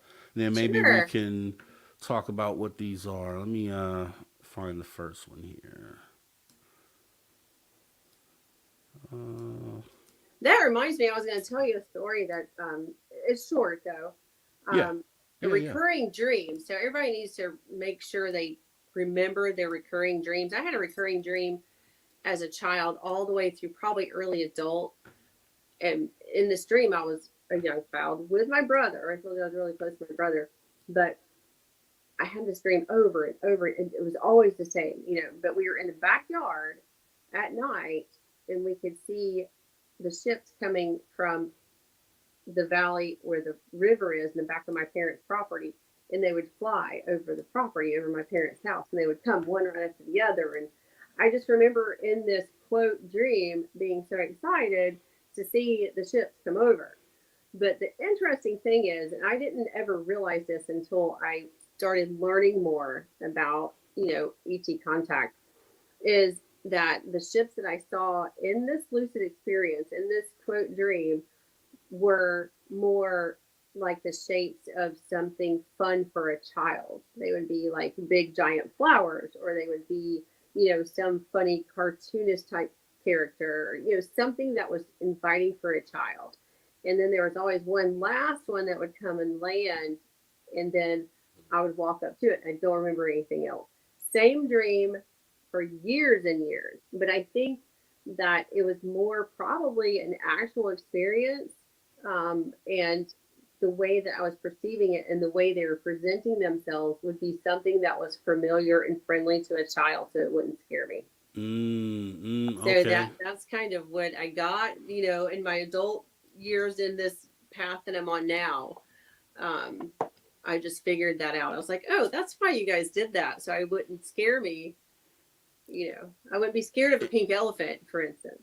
And it would be interesting to see speak to other, and I'll have to remember to ask that to other experiencers who had experiences as children if that was something maybe they experienced too, because it would make Yeah. sense on Right. in order to make this child comfortable with what they're about to Hmm. experience. Yeah. So let me see here. Bringing this up here, we have this photo. If you want to Yeah. explain what we're looking at.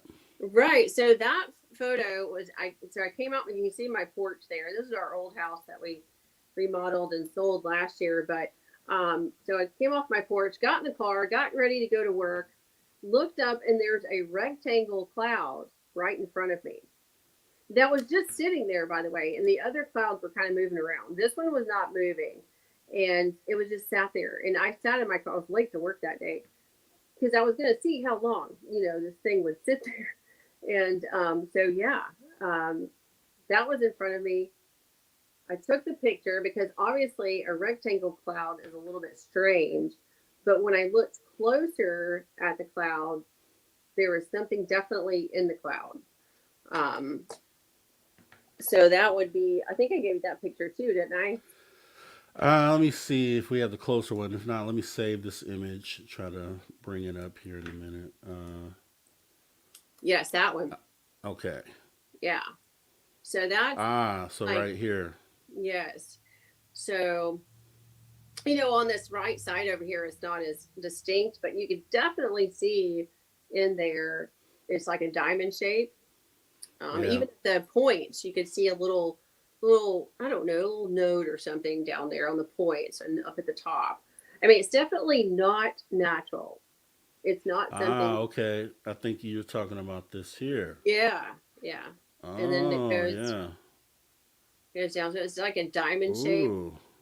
And I've Okay. seen that's one of the pictures I could come up with. I found today, but I have several of those I saw in different places. As a matter of fact, I saw one last year, and we just moved into this house here. So saw one last year here. So they're there, but diamond shape behind a cloud all the time, and they're in that shadowy, look to them.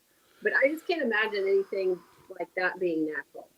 I mean, that's just, Yeah, that's a pretty straight edge there. it is, yeah. And yeah, okay. So So let's see pay what else. attention, guys. I mean, pay attention to what's above your head. And I haven't sent. Truthfully, I hadn't until Nope. I hadn't really even been into thinking about them being inside of clouds. I really hadn't thought of that. Yeah. But it makes it more. I mean, and then you wonder why he did that or why he took that angle, and then I start looking more and more at what people are mentioning, and this is pretty clear that there's something in there. Yeah, there is. Yeah. Yeah. And what I've gotten since then, and I took that picture about 2 years ago, and what I got since then is through downloads and other people I shared the picture with that was something from either the SSP or a space program. So not sure, don't know, not sure, but it was definitely there for sure. And what did you get here? This one was when I was out one night. I was walking my dog about 11:30 at night. It was super foggy. We live by a lake, so there's a lot of moisture in the air, but it was really foggy that night.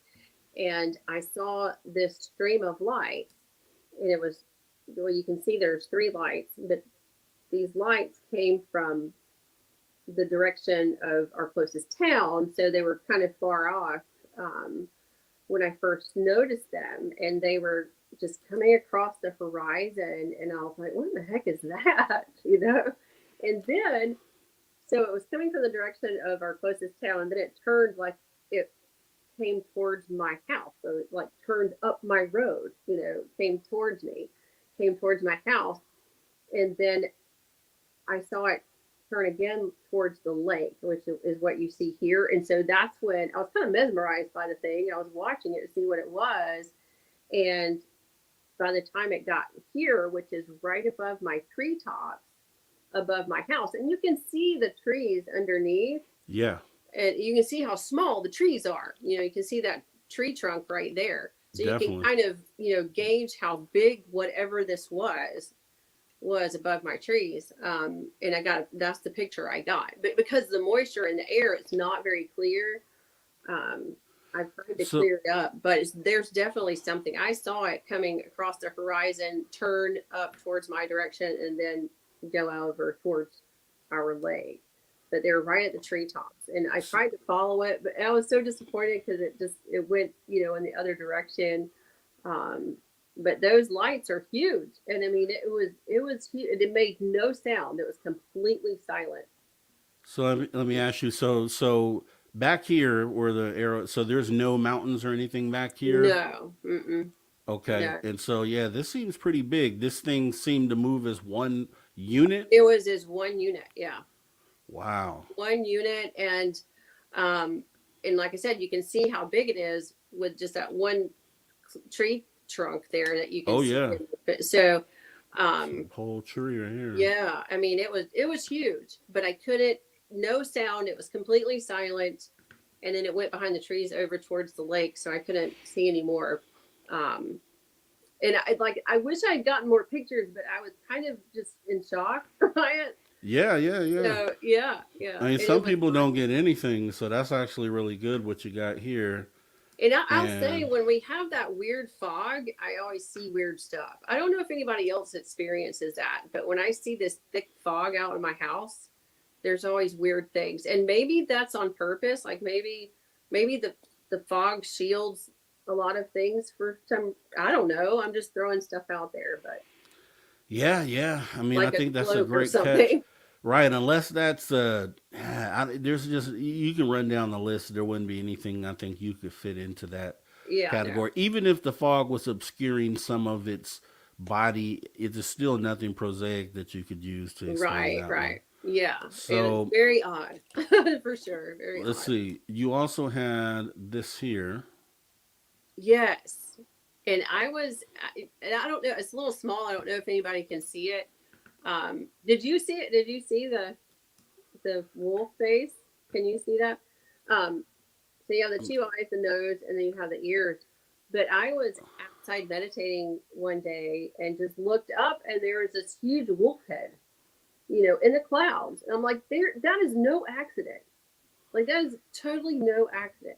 So what you're pointing out there is his ear. Ears, And ear, then you've got your little eyes, right? The two eyes eyes, here, and then the nose and the down nose here right between the here. tree. So yeah, the nose is kind of between the tree right Oh, here. down here. Yeah, yeah, that's his snout. Ah, okay. Yeah, yeah, yeah. Now I see that. Now I do see it. I do see it now. So ears, eyes, nose. Yeah, I and can if see you that. like expand it, if you actually had it in your hands, you could expand it. The detail on it is ridiculous. I mean, it's just crazy. I mean, it was a perfect wolf head in the clouds. Yeah, yeah. I could see that. I could. Now at your point, I did see the ears at first, but I thought this was the nose. But if you put it down here, then yeah, you could see the whole face right there for sure. So let me see. What do you have here?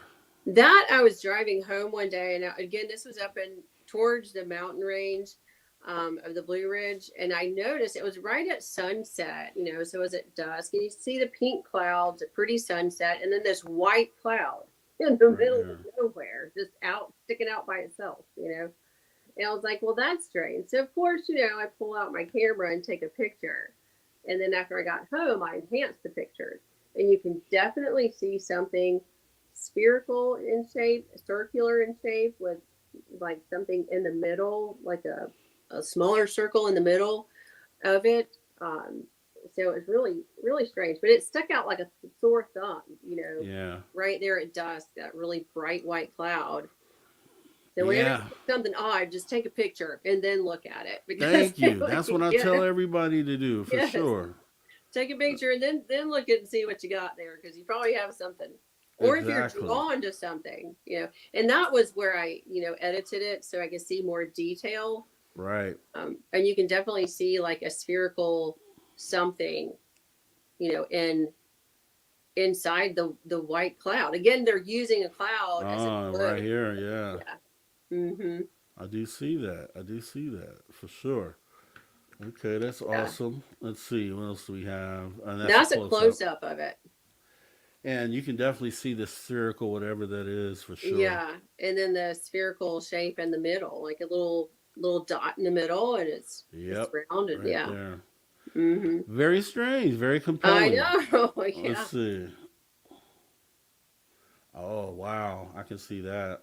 Yes, and I saw those a lot about 2 years. I haven't seen them lately, but they're like cylinder shaped crafts, and I'd see them just for a second, and sometimes I would catch them in a picture and not know it, but I have a lot of pictures of the cylinder shape, and I've heard of the cylinder shaped crafts. I can't remember who they are. Oh yeah, oh yeah, oh yeah. I've heard of those as well. Those are seen a Yeah. lot, Mm. are caught in the sky a lot. Let me see.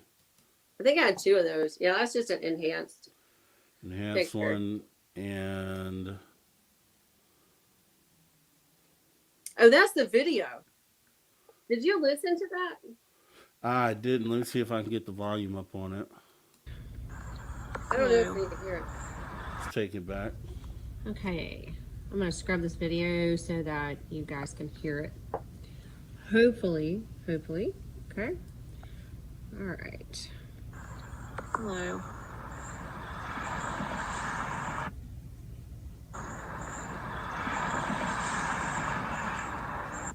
I'm doing it again. Hello. Can you hear that? Hello. Couldn't hear it. I'm trying to. Now I hear like road noise. Well, yeah.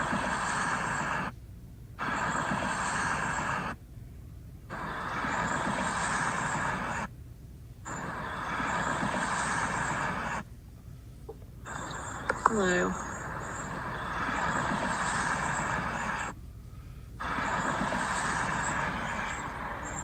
I'm not hearing it. Okay. You didn't hear it? Yeah. I'm going to scrub this Like I video said so in, that you guys my can hear it. message. Hopefully. Some people can hear it. Some people can't. But Yeah, I was you can gonna hear the ask. information. It's kind of like ITC research with all the equipment that people use for that. You're not really hearing a human voice. You're hearing whatever sound they have available to manipulate into the inflection and the sounds or the words and the phrases. So what I think is going on here is you're taking the distant traffic and the wind and manipulating it and putting inflection in it. And so you can hear it. Because about 50-50 people can hear it, than the other 50. Yeah. So, Deidre C says she heard it once. okay, cool. Jessica S says Yeah. there's something there. And yeah. And my see, we had a person on that brought one of the voice boxes on, Oh yeah. and a lot of people were hearing, like, my ear wasn't trained to hear, like, I didn't know how to listen to the voice box because it's a bunch of random things It going is. on. Yeah. And some people can tune in to certain things that are being said and like, oh yeah, he said this, Yeah. this, and this. Yeah. I think it's more of that for me on this. Like, if I were able to sit with it, Yeah, then you maybe I'd be should. able to Yeah. pick something up on it for sure. Yeah. But I think that's what they're doing is they're using the sounds that are available and manipulating those and creating the words and the inflection in the words, because I can hear it right away. And I Just and just some the people, atmosphere, like Mhm. got it, reverberating through the atmosphere essentially. Yes, yeah. And for Okay. whatever reason, our technology now, I mean, we've come a long way with our technology. Our phones can pick up a lot more on video actually than some recorders can. It's amazing. You should try it. You don't Yeah, I said that I would, because I also am getting into the voice box as well, because I want to try it again, because I want to see how, I want to train myself to kind of tune into those things. yeah, So yeah. And let some me people are see. just more sensitive, to it. So And what do you have here? that was really weird. I was outside, and I was outside with my dogs, and this is a picture at night, but you know how your camera can make it look daylight. Look lighter, yeah. Yeah. Mm-hmm. So I saw some twinkling in the top of a tree, and it was dark outside, y'all. I mean, it was really dark, but I saw this twinkling, saw the stars or whatever. but I saw the twinkling and I was like, I wonder what that is. So I just aimed my phone in that direction, took a picture, and then I looked at it. I didn't see it at first. And then I saw it, and I was like, "What is that in the top of my tree?" You know? Oh wow. Okay, I see it Yeah, now. Now that you said that, yes, this what in the world yes, is that? yeah. I know. That's what we're talking about. And That's so, a but full figure. it is, and I think I sent you the blown up version of that too. I mean, the detail in it is crazy. Um, Yeah. Again, it's right here. it looks like somebody in a robe and he's holding something. Um, Now there's the blown up picture. Yeah. You can even see like his feet, you know. Like it's holding He's something right holding there. something there. There's his face. There's a Feet. definite row, and his feet is like he's standing up there. And I mean, this is the top of my trees. That thing was huge. It was huge. I don't know. Your guess is as good as mine. You know. Yeah, yeah. I'm with you on that. I'm with you on that because I, like I said, and I won't show it tonight because I know everyone has seen it a million times. But I've had a picture where I took a picture of a shadow person. It was just as defined as this. Really? So Oh, I'd like to see that. you were okay. Well, Yeah, you have to send well, it since you asked, I guess I'll show it today. Let me to me. see. Let me see. Yeah, this is and so let me see. I think that was the last one in the roll. Let me check though. Yeah, it looks like that was the last one. So let me stop sharing on that. And yeah, people have seen this many times. They like it though. It's very compelling. And let me see. What is your Uh, opinion on shadow people? What do you think they are?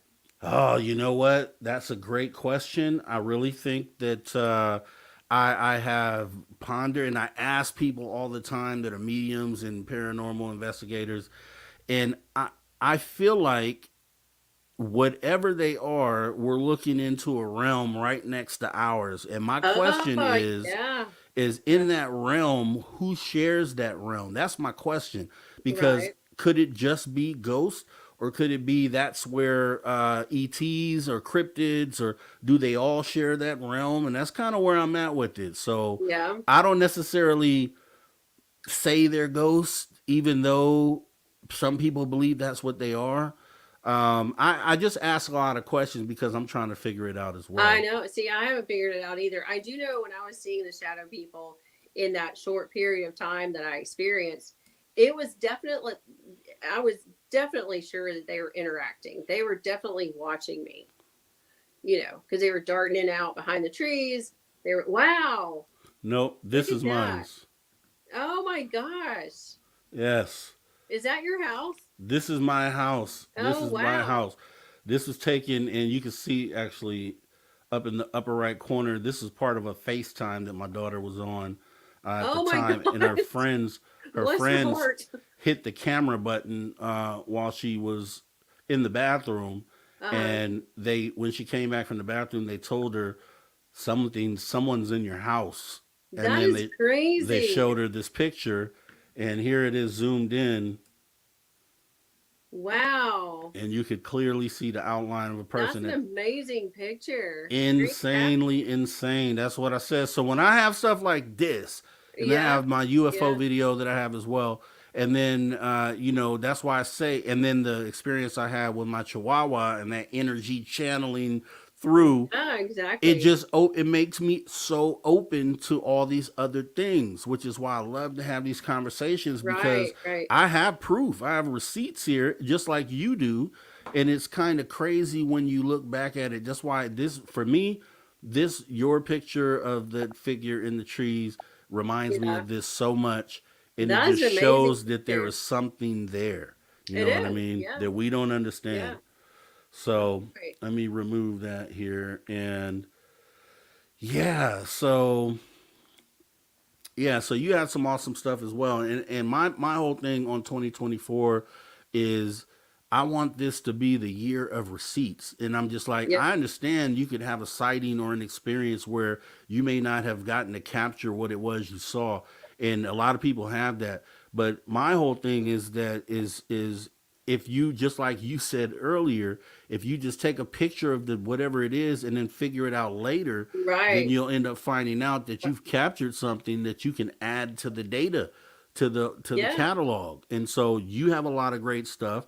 I have some things. I know other people, and when you start putting that picture together, it's like, whoa, Yeah, okay, it is. this Yeah, is real, and there's a lot of wild stuff it's going on amazing. here. And I think we need to get in touch with ourselves.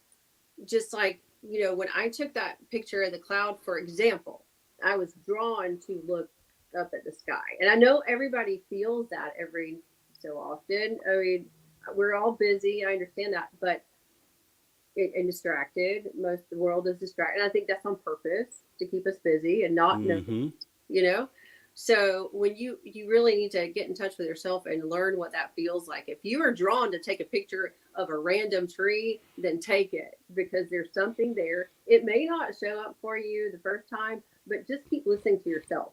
You know, if you are drawn to look at the clouds and take a picture of it, then do it, because there's probably something there. Or record. Get you some more equipment. But our phones work great. Our technology now. They do. Yeah. And we go even further down that rabbit hole because I tell people about the psionics cameras and people catching these weird things in the sky using night vision. And we had Right. somebody on who gave us a different camera, a night vision camera that we could use. And so it's just really arming the people with the tools that we need to capture these things. And that's how we get a broader understanding of what it is that we're dealing with without Yeah. waiting for the government to try to disclose to us, I because know. it's never in their best interest to do so, and they never will because of No. that. No. So they don't want us to ascend as humanity. They don't want us to They realize don't. what we can be. You know what I Right. mean? Because what No. we can be obviously supersedes any power or illusion of power that these Yeah. guys have created here And I currently. think they know that. They know we're powerful. And Oh that's yeah. one of the main messages from our galactic family and friends, is that we are very powerful, and we need to remember who we are. And we've just forgotten through millennia. We have forgotten who we are and how powerful we are. And we are waking up at astronomical rates, I believe. I feel like, it's really amped up in the last 10 years or so. Yeah, and if there was one thing, because I don't really like getting into the whole government side, because I often feel like it's just a waste of breath, a waste of Yeah. words. But if I could make one thing change in how that's all working, I wouldn't really so much care about these programs that they're asking for and these amendments. If I was going to ask for anything, I would ask for them to take some of this money of ours that they are using for black budget projects. Let us decide what we want to do with that chunk of money. And Right. that one thing that we should do or agree to do as a collective is set up a network of upward looking cameras with different filters across the nation. That way we have a 24-hour thing going on where we can Uh-huh. tune in at any time as the people and get live data of things that Yeah. may be captured in the sky. And it's a for sure thing that will catch something. And it's like that's Exactly. something simple we can ask for. It's a set dollar amount, and we should be able to get that approved because they use it for all sorts of other random BS They funding other do. countries, wars, Yep. and things like that. So why not take that money and use it for something that benefits us, and truthfully would benefit the country at large, just being able to watch the sky, period, because we don't know if these things are benevolent, malevolent. We don't know if there should be other things we should be looking for in the sky. So it Right. seems like it'd just be a great idea to set that up, and It does. maybe It it's does. something we can get behind. I don't know. Yeah, yeah, I think we can. I mean, the people can do anything. If we come together, you have to be together to do it. Exactly, So you have to come exactly. together to do that. And I mean, as far as like ET contacts, you absolutely can do that by yourself or with a group. Because you are connected to them. So it's really Yes. going to be a call. The people are going to have to do it. You're not going to get it from anywhere else. We're going to have to be the ones to do this and bring the disclosure forward, which is already starting. So I think Yeah. it's great. That's why I talk to some people as well, and I'm like, yeah, we're definitely going through that right now. It's a great time to be able to talk about this, knowing that our conversations are going to have some effect on how this thing could go. It could go either way. And as long as we're furthering the conversation and new people that come in get to kind of bump things around in their brain and kind of have some input as well as far as where we should be going after this whole disclosure process. Where do you, if this was your choice and you could determine which way we went after disclosure, how would you want it to play out? How would you hope it would play out?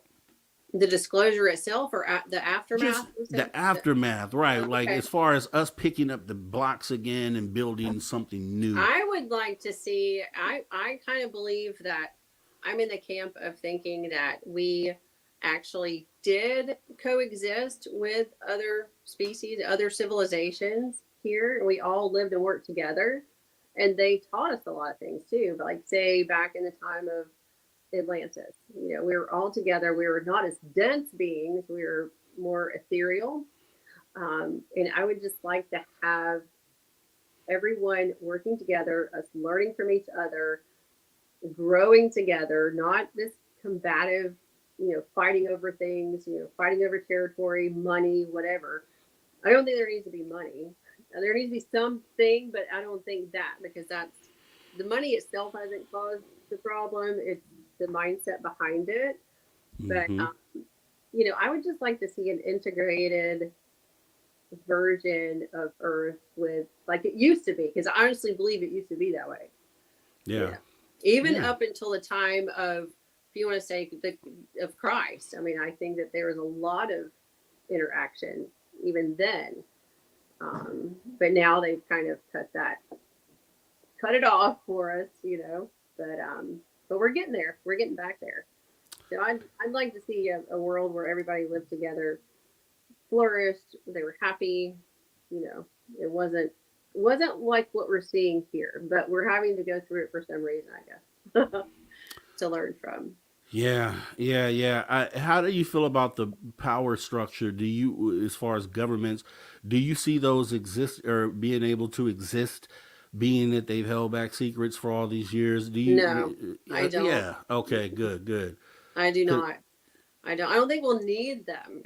I hope we get to the point where we don't need that, because honestly, I feel like they are the ones that's caused the problems, between the people, and they're pushing those agendas and the separation agenda. And really, and that's the biggest message from our galactic family, is that we are all one. It should be unity. And that's what we're moving to, is complete unity with each other. So, and oneness. So, yeah.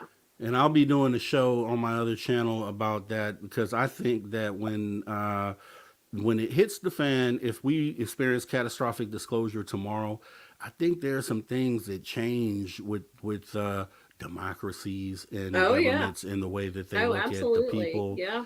And I think it gets a little dicey, because no major power wants to give up their power, period. They don't.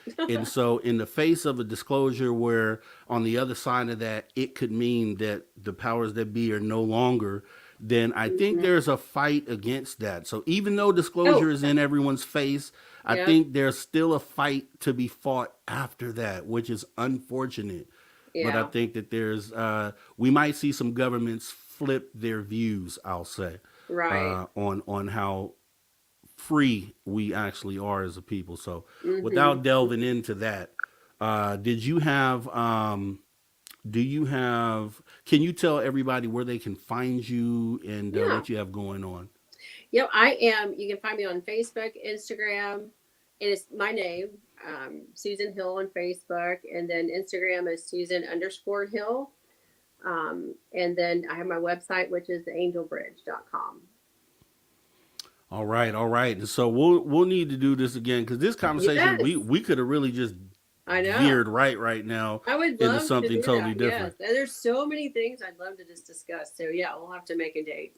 Okay, so let's stay in contact. And outside of that, I definitely want to appreciate you for coming in with us tonight. Awesome interview, and we will be doing this again. Thank you.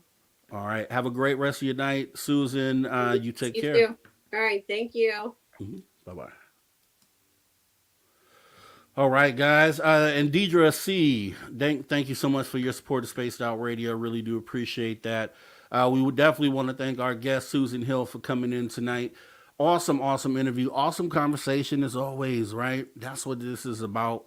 Having conversations that move the needle to get us to the place we're trying to get to. And as long as we can even barely, if we can move the needle that much, we've done enough with this conversation. Many more to come in the future here.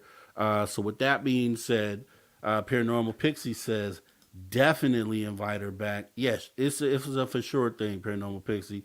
We're going to set her up with another date and further the conversation. There's so many different places we could have gone from there. Nothing that 2 hour and a half interview would cover. So we will be having her back to expand on what we talked about today. Jessica S. says, art class tomorrow. Yeah, definitely. It's going to be different. That's what I'll say. And from what I heard, this is Dirty Phil's first interview that he's ever done.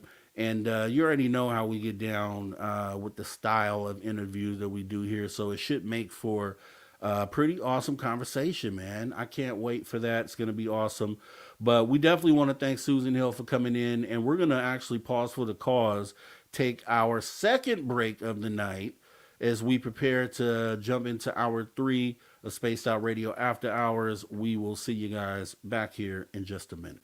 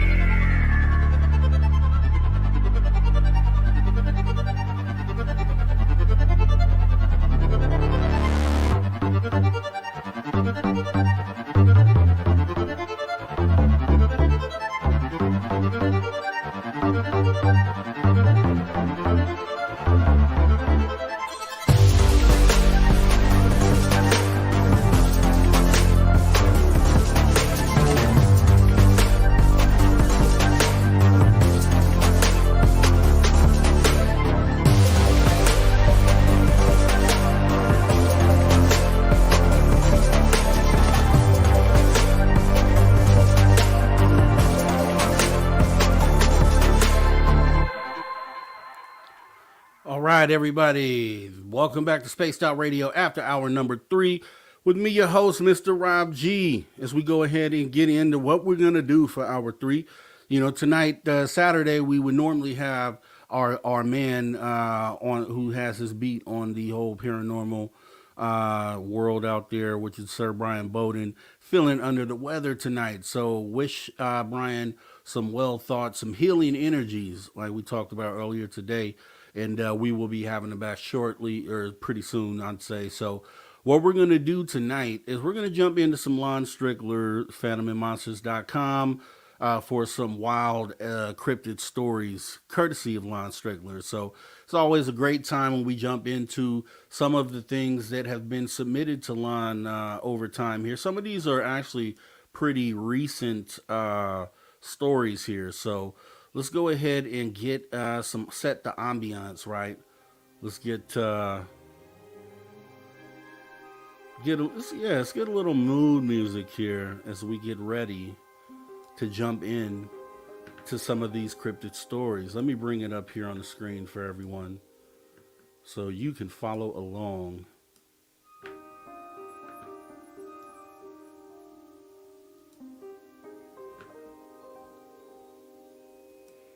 All right, so this is actually our second story. Let me go ahead and flip into this one. Okay, mysterious, macabre, creepy dolls discovered in Alabama swamp. Let's go ahead and take a look at this story. All right.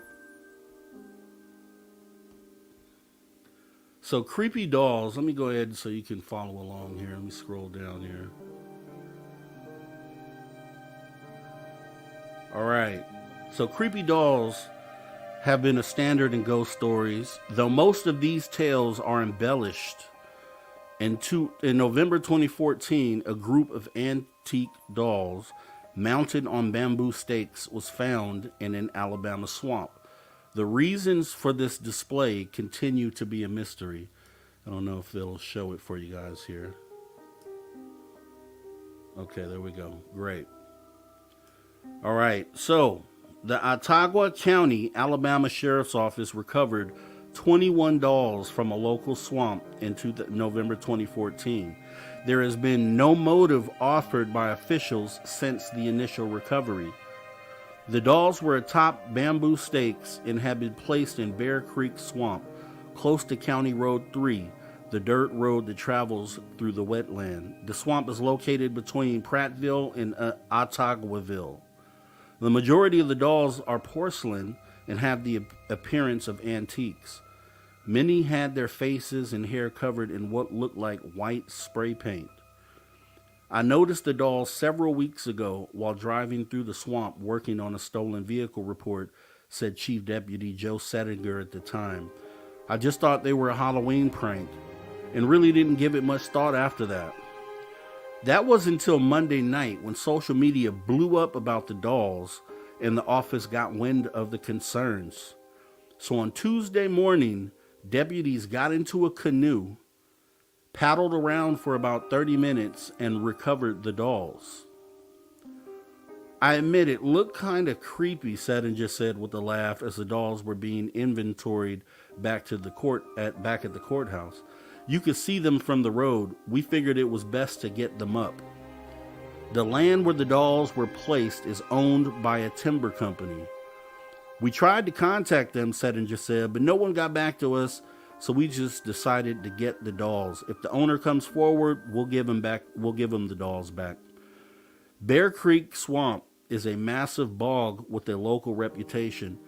As a rite of passage, generations of teenagers have entered the area at night looking for creatures and haunts said to roam the mist-covered realm. And it's not unusual to hear reports of loud booms coming from its depths.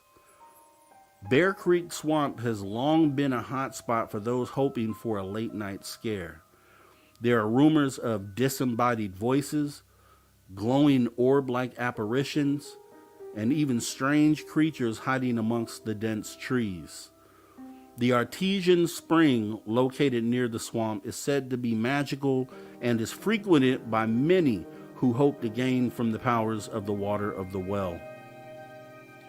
Bear Creek Swamp was featured on an episode of the Sci-Fi Channel show Deep South Paranormal in 2013 because the swamp is reported to be haunted by the ghost of a mother looking for her lost child.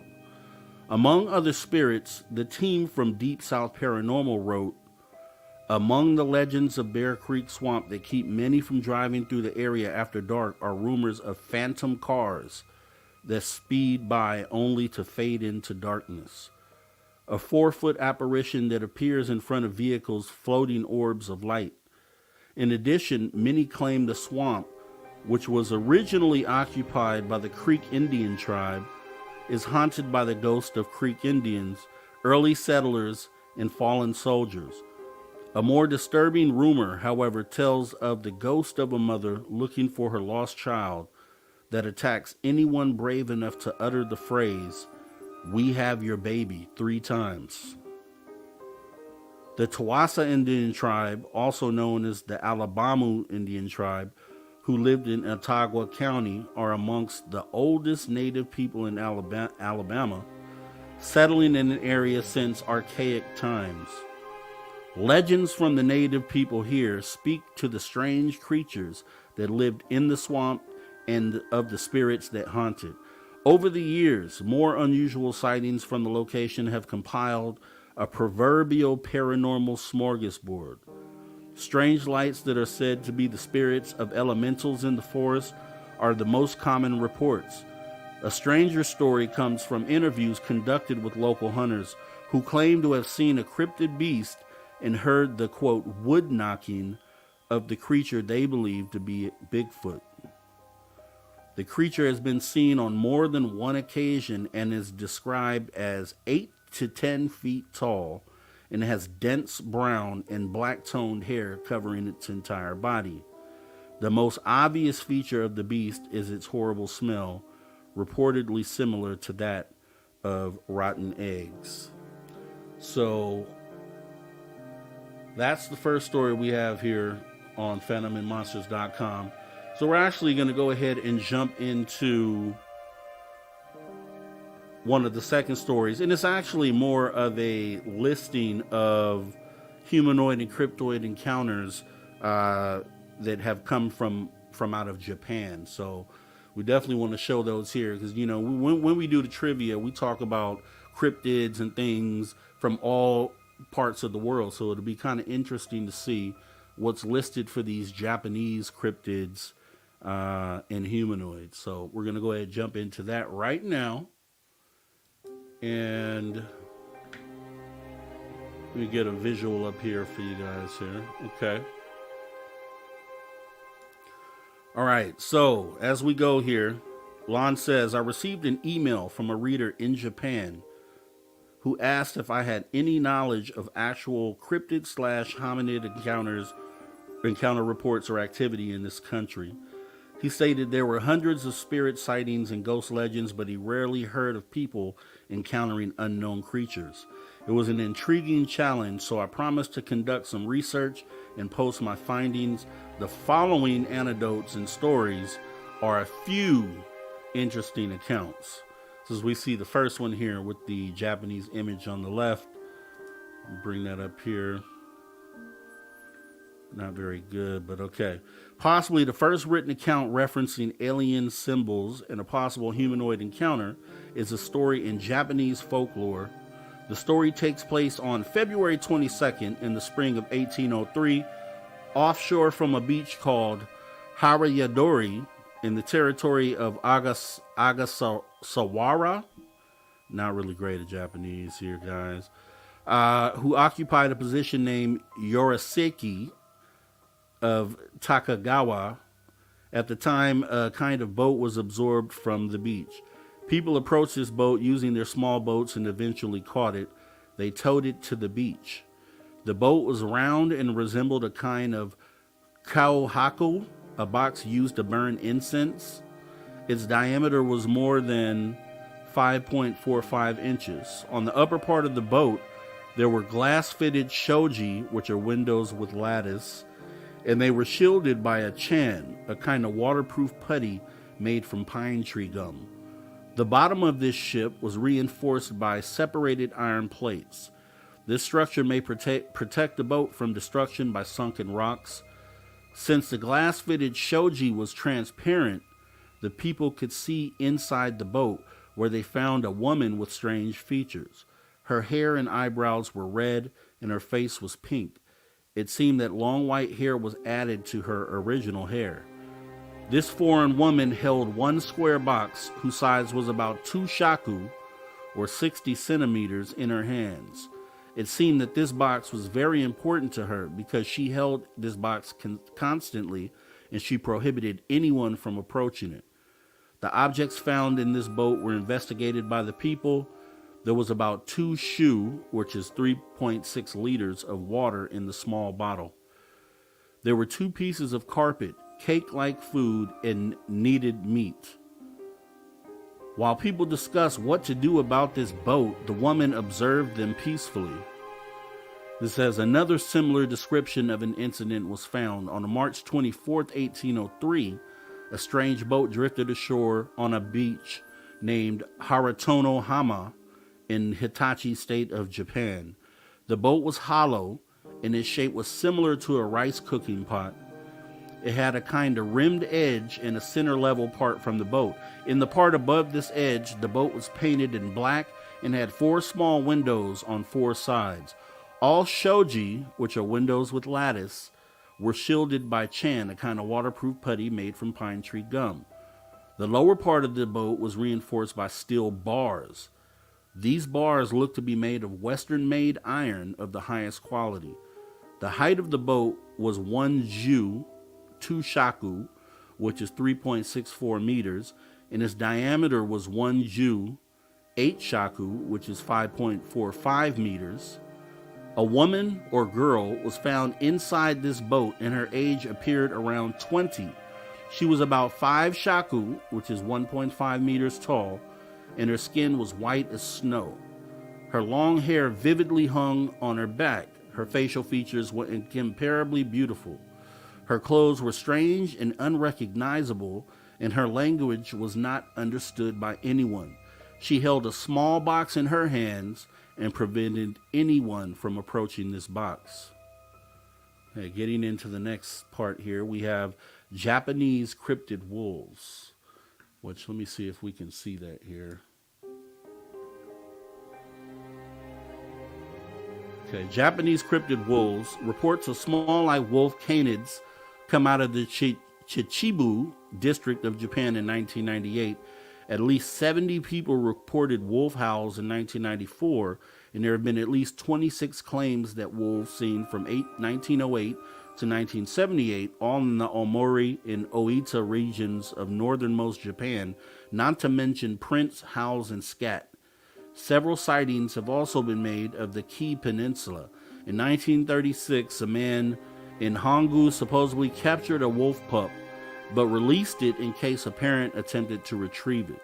The Honshu wolf, a dwarf species of wolf just over a foot tall and deemed extinct since 1905 due to a rabies epidemic, fits the general description. Attempts to record wolves howling by playing wolf howls to prompt them in 1995 were unsuccessful.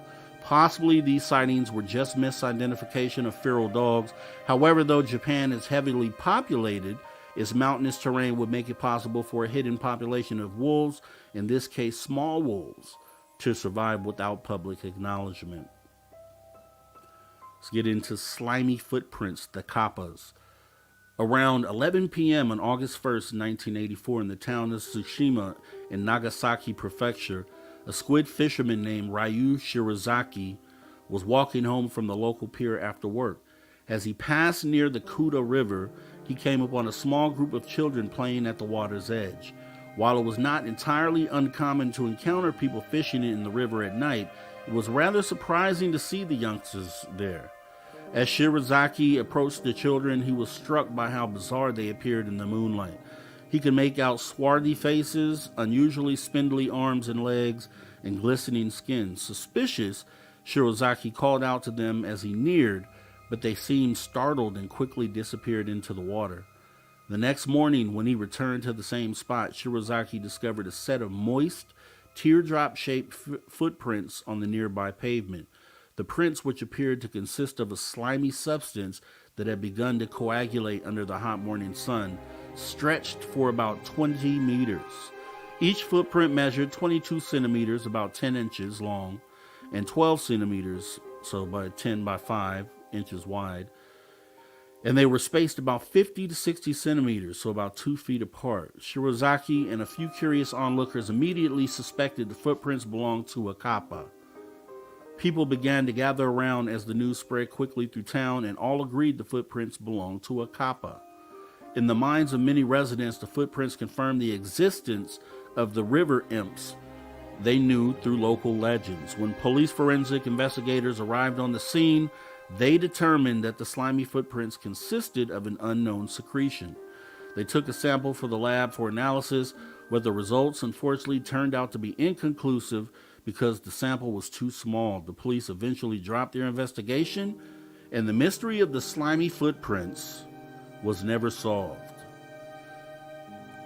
Okay, next one we got here is the unclean guest.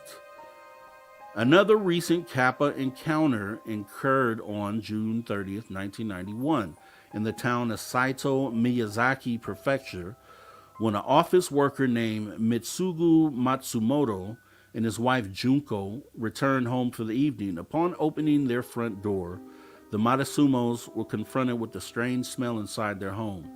Inside, they found dozens of small, wet footprints around the front door and in the hallway, bathroom, and 2 tatami rooms. First, they suspected a burglar, but soon they realized nothing had been stolen. The police briefly surveyed the house, but found nothing except a floor soiled by 30 footprints, each measuring about 7 centimeters long and 6 centimeters wide, and having 4 to 5 toes. To Matsumoto, the footprints didn't look human, nor did they appear to belong to any animal he could imagine. Later that night, as Mrs. Matsumoto was putting laundry away, she discovered an unusual orange stain on some clothing.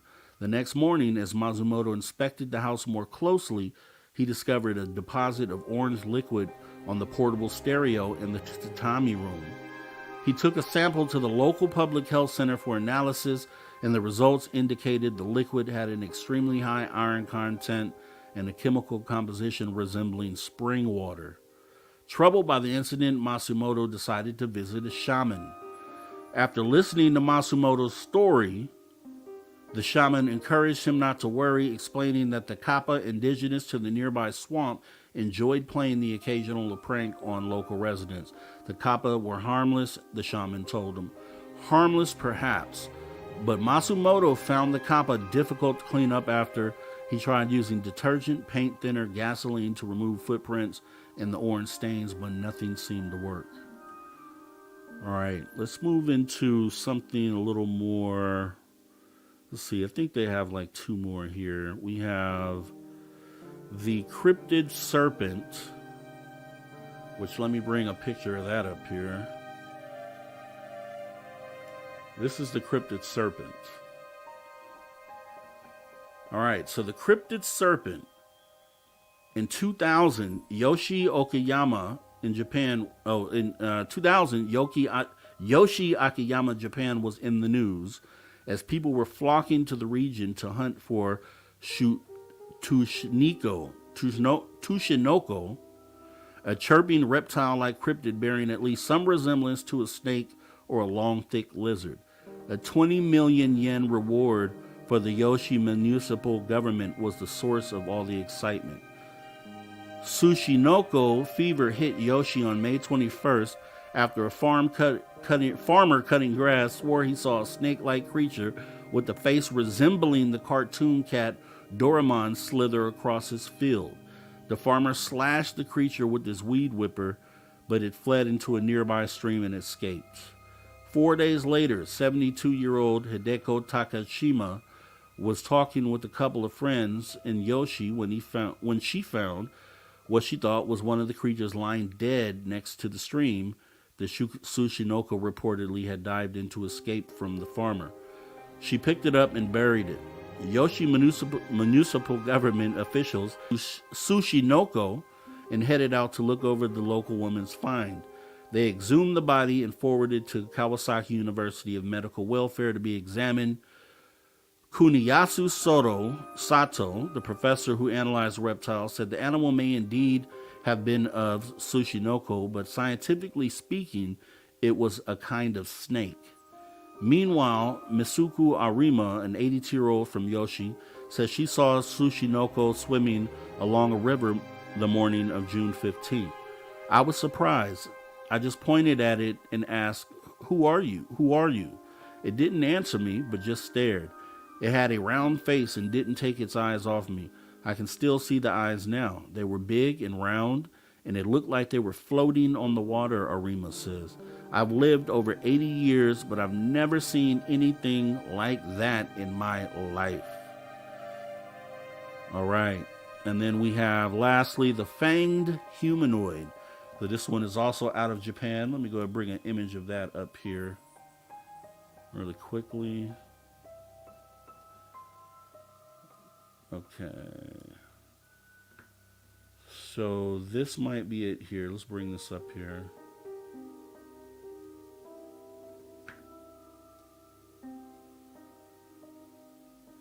One moment here. All right, it's not coming up, but you see it. All right, so the fanged humanoid. Between 6 and 7 p.m., two 7-year-old boys named Kono and Yamahara watched a luminous orange UFO approach Kofu, Japan, while making a ticking sound. It landed on 3 ball-shaped legs in a nearby vineyard. The object was a domed disc 5 meters in diameter and 6 feet high. The boys got very close to it and discovered the surface of the object was silver-colored and had strange characters embossed on its surface. The ladder extended out of the craft down to the ground, and a humanoid creature slightly over 4 to 5 feet tall, disembarked. It wore a silver uniform, carried something that looked like a gun. His skin was dark brown, and he had large pointed ears, but his large head had no facial features, no eyes, no nose or mouth. It merely had wrinkles on the face and 3 silvery 2-inch long fangs where the mouth would be. Both boys could see one more smaller humanoid in the cockpit.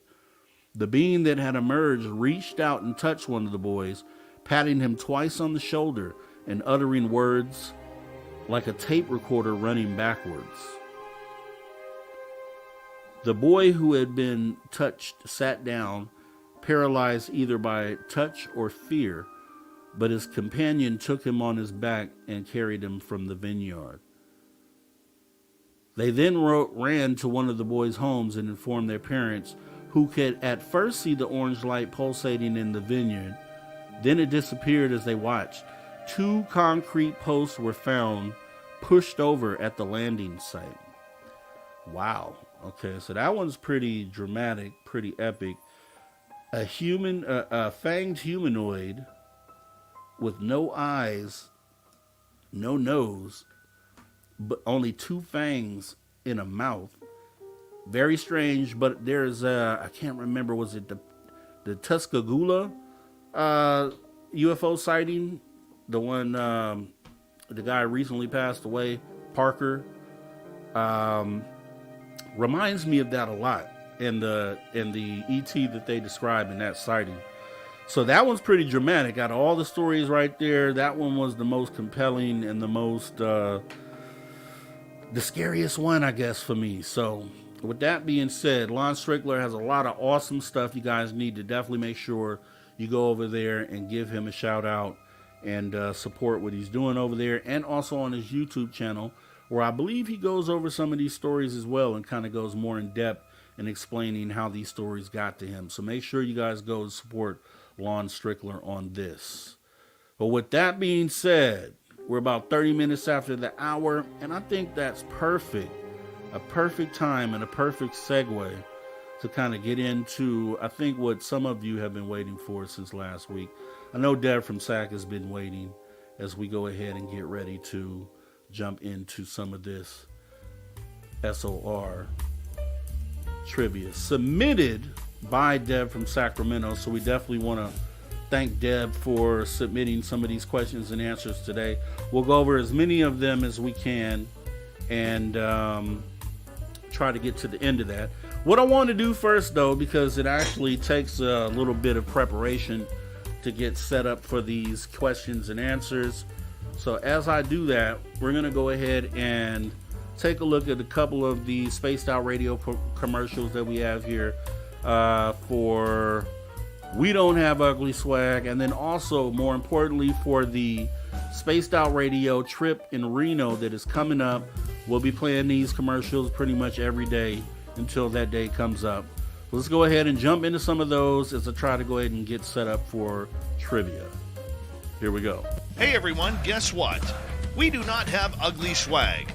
We have Spaced Out Radio gear that you're going to want to wear. Why? Because no one wants to wear ugly clothing. So head on over to spacedoutradio.com and go shopping today. You'll be glad you did. And it's a great way to support our show. Once you get your gear, send us a picture of you rocking out in your SOR swag. spacedoutradio.com, shop there today, and make yourself look good. If you love your woo, it's time to make a commitment to the 3rd annual SOR Fan Party.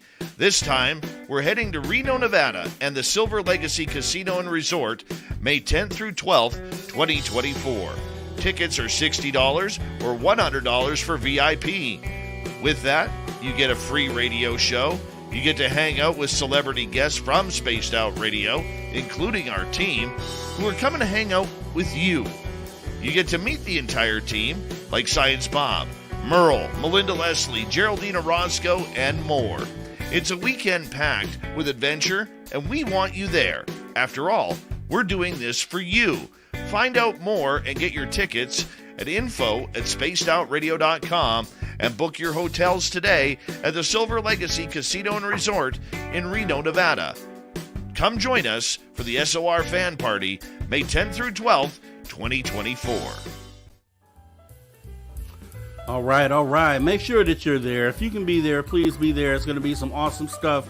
I call it a meeting of the minds. I can't wait to get there because I know there's going to be a lot of awesome perspectives and conversations that take place coming from you guys and also coming from some of the panel members up there. Some people I've never interviewed before, never had a chance to converse with before. It's going to be interesting to get some of their perspectives with some of the questions that I have. So maybe we'll get to do some of that stuff during the live show on that Friday and kind of, be able to have someone maybe come on during that live that I haven't had on as a guest yet. So we'll see what happens there. But yeah, make sure you're there if you can be there. As we go ahead and get ready to jump into this trivia, let me go ahead and make sure all messages are up. Okay, we are on YouTube chat live, and we're going to go down this list of questions. If we run out, I have another list we can jump to. So, Deb from Sac, appreciate you on this, and here we go. So we got some alien movie trivia that she has put in here, amongst some other things, so we'll cover those. But the first question, this is has to do with War of the Worlds, the Tom Cruise version. War of the Worlds, Tom Cruise version, okay? How did the alien machines first appear to the people? How did the aliens first appear to the people? The alien machines. Where did they come from? What was the big surprise for the people?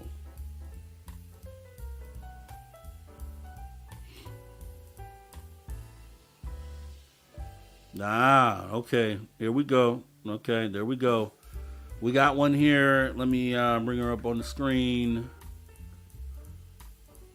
As Jennifer says, they came from underground, which is correct. Those ships came from underground, and it makes you think. It makes you think about the possibility that some of those things are underground here. It would make sense. I mean, we can't rule anything out. We don't know what's under this planet. We have people that go into caves all the time, and they will tell you in a minute that they have not explored most of these caves, and you just have to wonder what's under there. So great answer, Jennifer. We appreciate you. Let's get to the next question here. We got another movie question.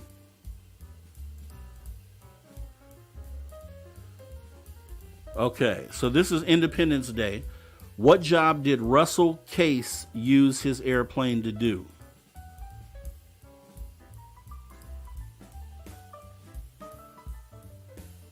What job did Russell Case use his airplane to do? This is on Independence Day.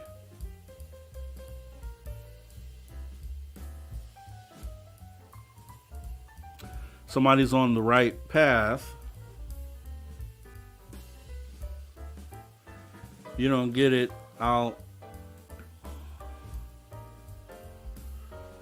So the way the answer is put here. Let me see. I think we have Mothman, right? So Mothman says he used it as dusting crops, a crop duster. That is the correct answer to Mothman. Appreciate you for that. Let's see, what else do we have here?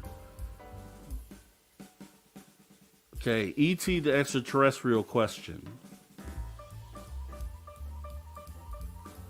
What did E.T. say when pointing at the moon or space? What is E.T.'s tagline when he looked into space?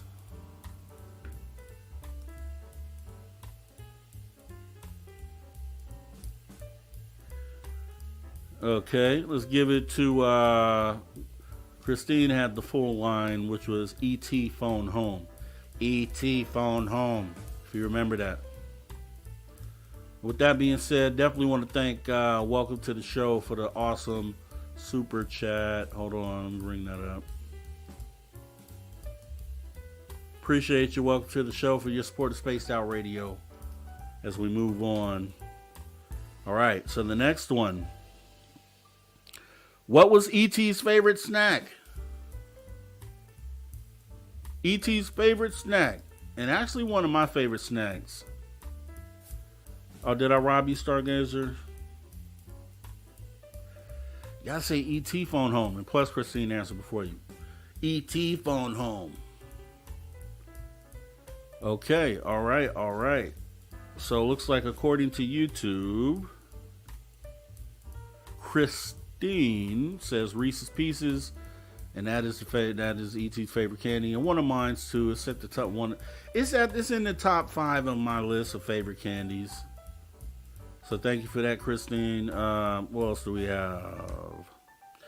Okay, and I'm gonna mix some of these up here, because right now we're gonna go into there's some more alien movie questions, and we have Signs, one of my favorite movies as well, and it's just scary, right, to think about what's going on in that movie. But Signs. What event made Reverend Graham Hess lose his faith? What event made Reverend Graham Hess lose his faith?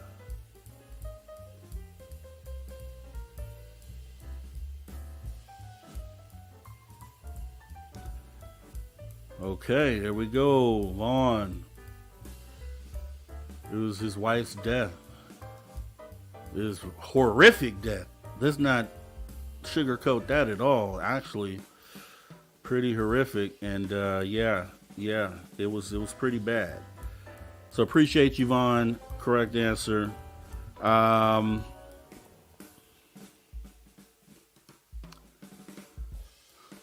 With the reference of in the movie about the mashed potatoes mountain, what were they referring to? In the movie, they referred to mashed potatoes mountain. What movie were they referring to? Which classic film were they referring to?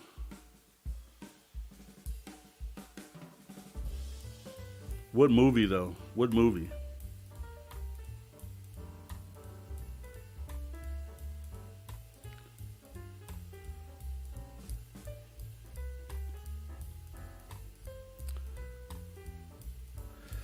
Yep. I'm going to go ahead and give it to Lex Diaz, Close Encounters of the Third Kind. Because there's C is up to C5, right? So we got to be specific. Close Encounters of the Third Kind. Close Encounters of the Third Kind.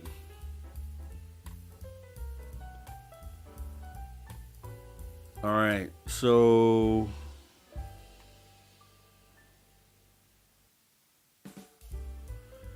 let's see.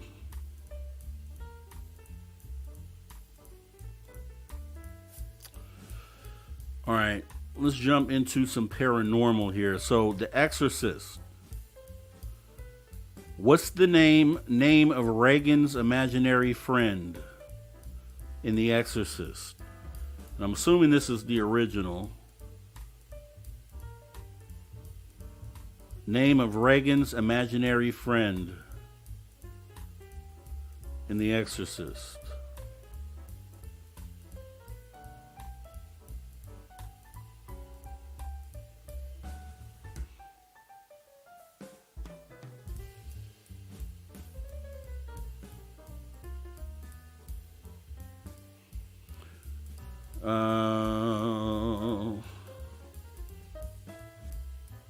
I don't think I see it. Okay, here we go.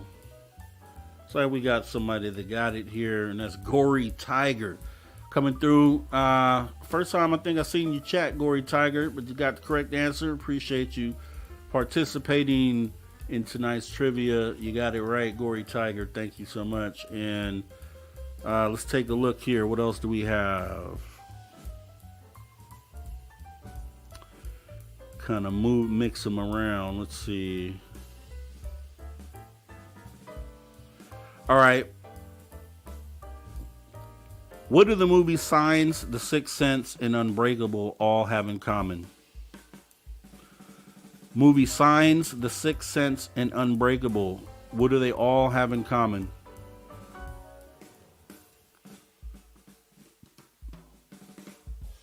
Signs, The Sixth Sense, and Unbreakable.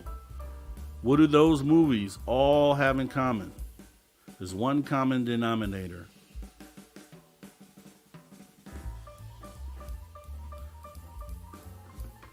So I'm gonna go with Stargazer because they all have the same. Let's see. Actually, no. Let me go up because YouTube chat says that the correct answer was given by Christine. They all are directed by M. Night Shyamalan. I wouldn't expect you to spell that right because it's even a hard time saying it. M. Night Shyamalan directed all those films. But he fell off as of recent. We'll see if he makes a comeback. I think he had something in Signs, though. He had something special there. Let's see. Okay.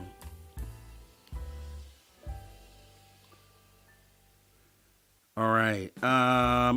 So in Carrie, the original movie, what was the first object we saw Carrie move? In the original Carrie, what was the first object that Carrie moved?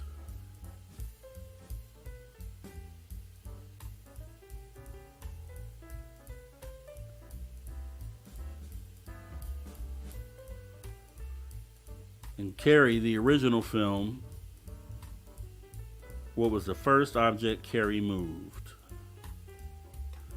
Don't worry if you don't remember, we'll just give you the answer.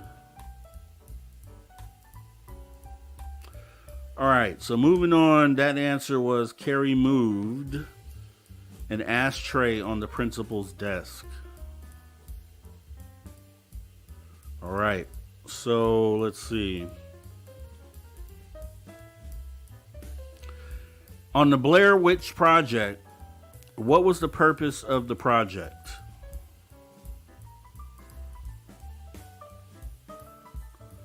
If anyone knows, on the Blair Witch Project, what was the purpose of the project?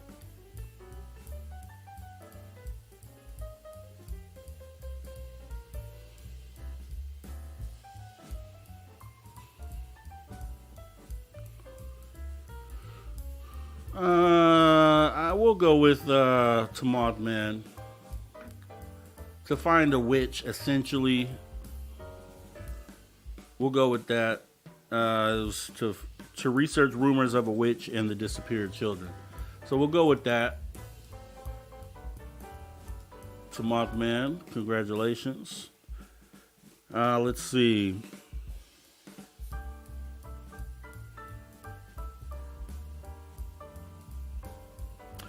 All right, this is one of my favorite movies, Halloween, right here. I'm a huge Michael Myers fan, by the way. Huge. What was the name that Laurie and the detective called Michael Myers after he disappeared in the last scene? What did they nickname Michael Myers when he disappeared in the last scene? There's got to be Michael Myers fans out there. What did they name him?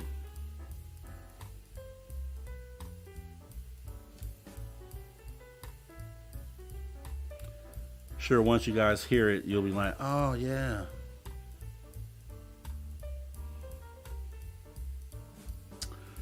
We'll give it about 10 seconds. Okay, here we go.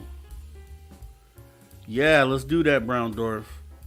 Jeremy Jones came through, looks like, with the correct answer, which is the Boogeyman. They called him the Boogeyman. That's the perfect name for the Boogeyman. Brown Dwarf says, Rob, I'll take you to the Halloween house here in Pasadena. Let's do it. I do the Star houses and all that when I go to LA, man. So let's definitely do that. I've been to the Freddy Krueger house in Nightmare on Elm Street. Creepy. Let's see. All right. Let's get a few more in here.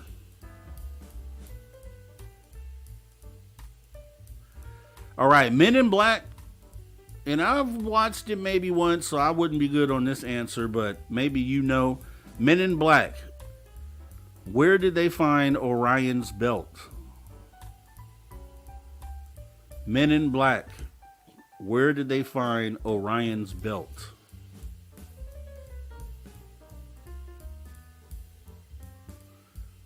A little more specific. All right. We got it. Deidre C. In the cat's collar.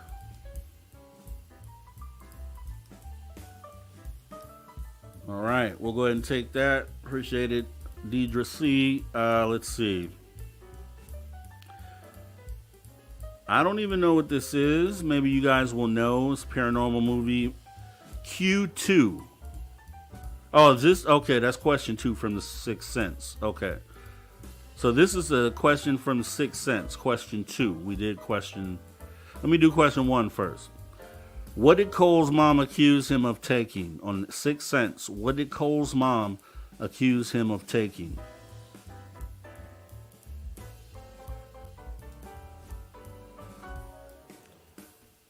Sixth Sense, what did Cole's mom accuse him of taking?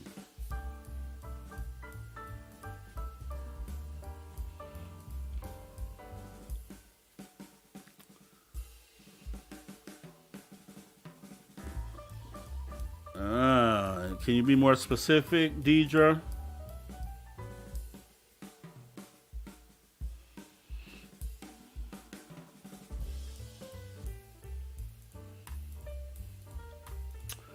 All right, we're going to give it to Deidre because Deidre is the closest, and it's basically what it is. Her mom's ornament, right? So that's what it was. So it's a bumblebee ornament. So we'll go ahead and give that one to Deidre C. Appreciate you, Deidre. And then the second question was, what was Malcolm's profession in the movie? What was Malcolm's profession?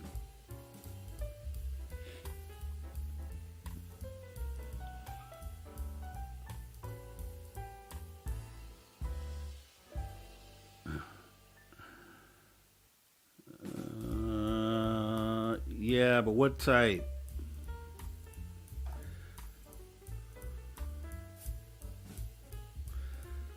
We'll give it to Deidre C. It's a psychiatrist, more specifically child psychiatrist, but psychiatrist can work. And then she gave it, child psychiatrist. Okay. All right. And let's see. So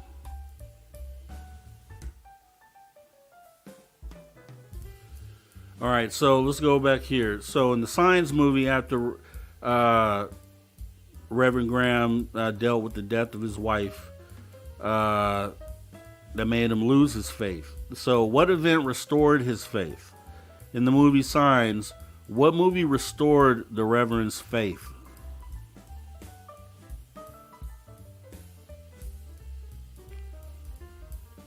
So the death of his wife made him lose his faith. What helped him restore his faith?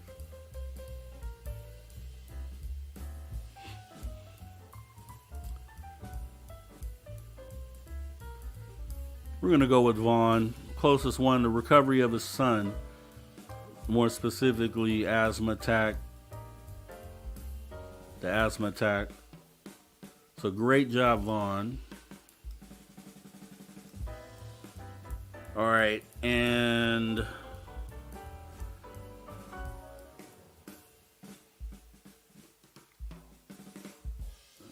let's see. All right, this is for the movie Contact. How old was Ellie when her father died suddenly? On the movie Contact. How old was Ellie when her father died suddenly?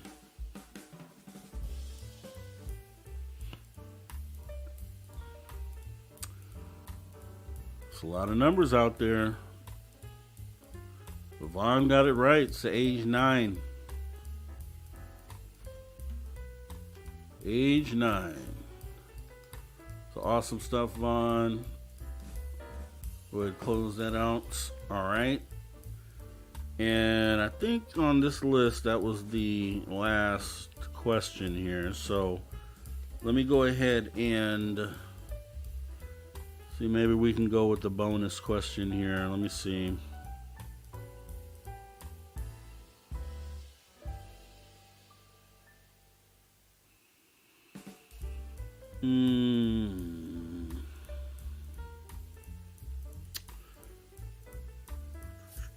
Okay.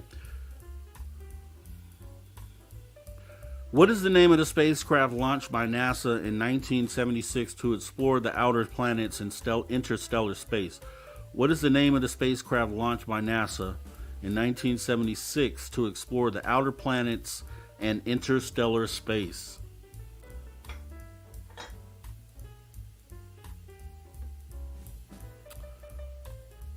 All right, Mothman got him. Voyager. And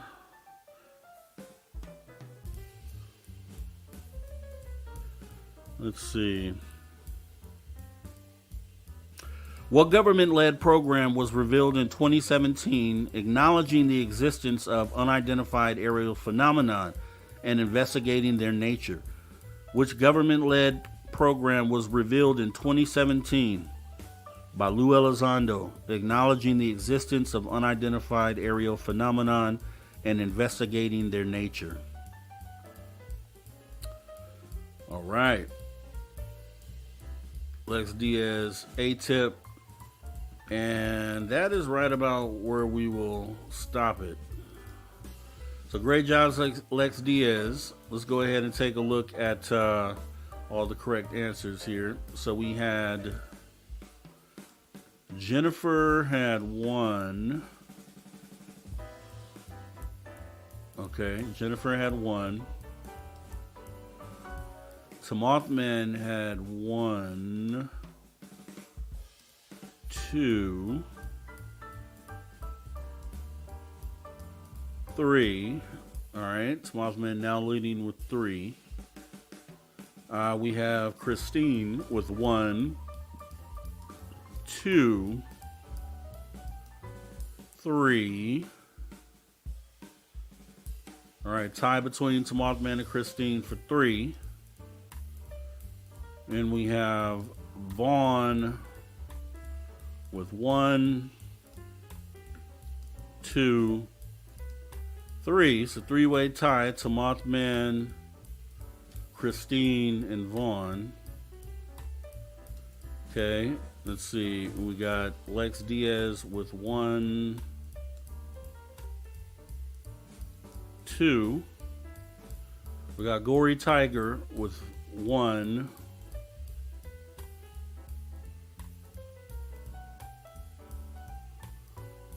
All right. We got Jeremy Jones with 1. Then we have Deidre C with 1, 2, 3. So 4-way tie. All right, and that's it. So Deidre to Mothman, Christine, and who is that? Vaughn. So all 4 of you guys. So out of you 4, we're going to do a bonus question. First one to answer with the bonus question gets it here. So this is actually put in the chat. Let's see. All right, bonus question. What phenomenon involves the sudden, unexplained extinguishing of lights or electronic devices, often associated with paranormal activity?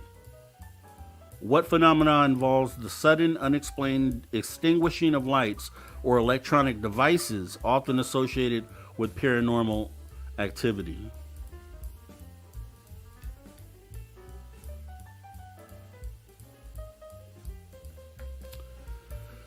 Looks like we'll go with Vaughn. Vaughn with EMT. We'll go with EMT because the other explanation of it is a blackout phenomenon, which is essentially EMT. So we'll go ahead and take that. So congratulations to Vaughn. Vaughn went ahead and smashed it on the bonus question. Everybody give it up to Vaughn taking home tonight's trivia. So awesome stuff. Awesome stuff. Walked away with some more knowledge, some things you may not have known before. So that was pretty awesome. Let me go ahead and go back here and take a look at all of our super chatters for tonight. Foxy Joe, appreciate you with your Sports Spaced Out Radio. Same thing for you, Mike Bothwell. Appreciate your support. Vaughn, the winner tonight, saying amazing story that I was telling earlier. Real life too, Vaughn. Real life. Appreciate your support of Spaced Out Radio as well. Deidre C, you were in the runnings. Do appreciate your support of Spaced Out Radio. Better luck next time. You'll get it one of these days for sure. And welcome to the show. We do appreciate your support of Spaced Out Radio. So let me go ahead and bring lower a little music here. All right. So myself, I want to thank everybody for coming out. It's been another awesome show. I want to thank our guest today, Susan Hill, and remind you guys that tomorrow is going to be a crazy epic show with none other than Dirty Filth. Dirty Filth. And I've talked to him a few different times, and we were always close to getting it set up, and he was going to consider, going on air. Dirty Filth is usually behind, muted with the mic, so doesn't really talk a lot. So we're going to get to see a whole nother side of Filth, and we're going to get into some really deep convo. It's going to be deep, and we have someone that will be coming to join Dirty Filth as well tomorrow. And Deb from Sacramento says, thanks for playing, guys, and Rob G. Appreciate the questions, Deb from Sac. So we're going to go ahead and formulate some new ones. Maybe we'll do it next week. And that way you can join back in the competition, Deb. But yeah, outside of that, it's going to be a great show tomorrow. Dirty Phil, can't wait to get into that conversation and kind of pick his brain. A lot of great angles that we could take with that. So can't wait. Definitely want to thank everybody out there who has come through and supported the show tonight. And all the space travelers, you guys know you're already space travelers. Consider taking the extra step and join the club. That's right. You can join our Space Traveler or SOR Space Travelers Club for as little as $5 per month by visiting our Patreon and becoming a member there. Want to let everybody know we do appreciate your support, right? To all the space travelers out there and listeners and viewers all across the globe, thanks for tuning your frequency to Spaced Out Radio, where we do what we do best. And what's that, you ask? We own the night. You guys have a great rest of your night. Tomorrow we will do call-in show at the Social Dig, so be ready for that. And yeah, it's going to be a great show tomorrow. You guys take care, and I will see you soon. Later. Hey everyone, guess what? We do not have ugly swag. We have Spaced Out Radio gear that you're going to want to wear. Why? Because no one wants to wear ugly clothing. So head on over to spacedoutradio.com and go shopping today. You'll be glad you did. And it's a great way to support our show. Once you get your gear, send us a picture of you rocking out in your SOR swag. spacedoutradio.com, shop there today, and make yourself look good. If you love your woo, it's time to make a commitment to the 3rd annual SOR Fan Party. This time, we're heading to Reno, Nevada, and the Silver Legacy Casino and Resort, May 10th through 12th, 2024. Tickets are $60 or $100 for VIP. With that, you get a free radio show. You get to hang out with celebrity guests from Spaced Out Radio, including our team, who are coming to hang out with you. You get to meet the entire team, like Science Bob, Merle, Melinda Leslie, Geraldina Roscoe, and more. It's a weekend packed with adventure, and we want you there. After all, we're doing this for you. Find out more and get your tickets at info@spacedoutradio.com and book your hotels today at the Silver Legacy Casino and Resort in Reno, Nevada. Come join us for the SOR Fan Party, May 10th through 12th, 2024.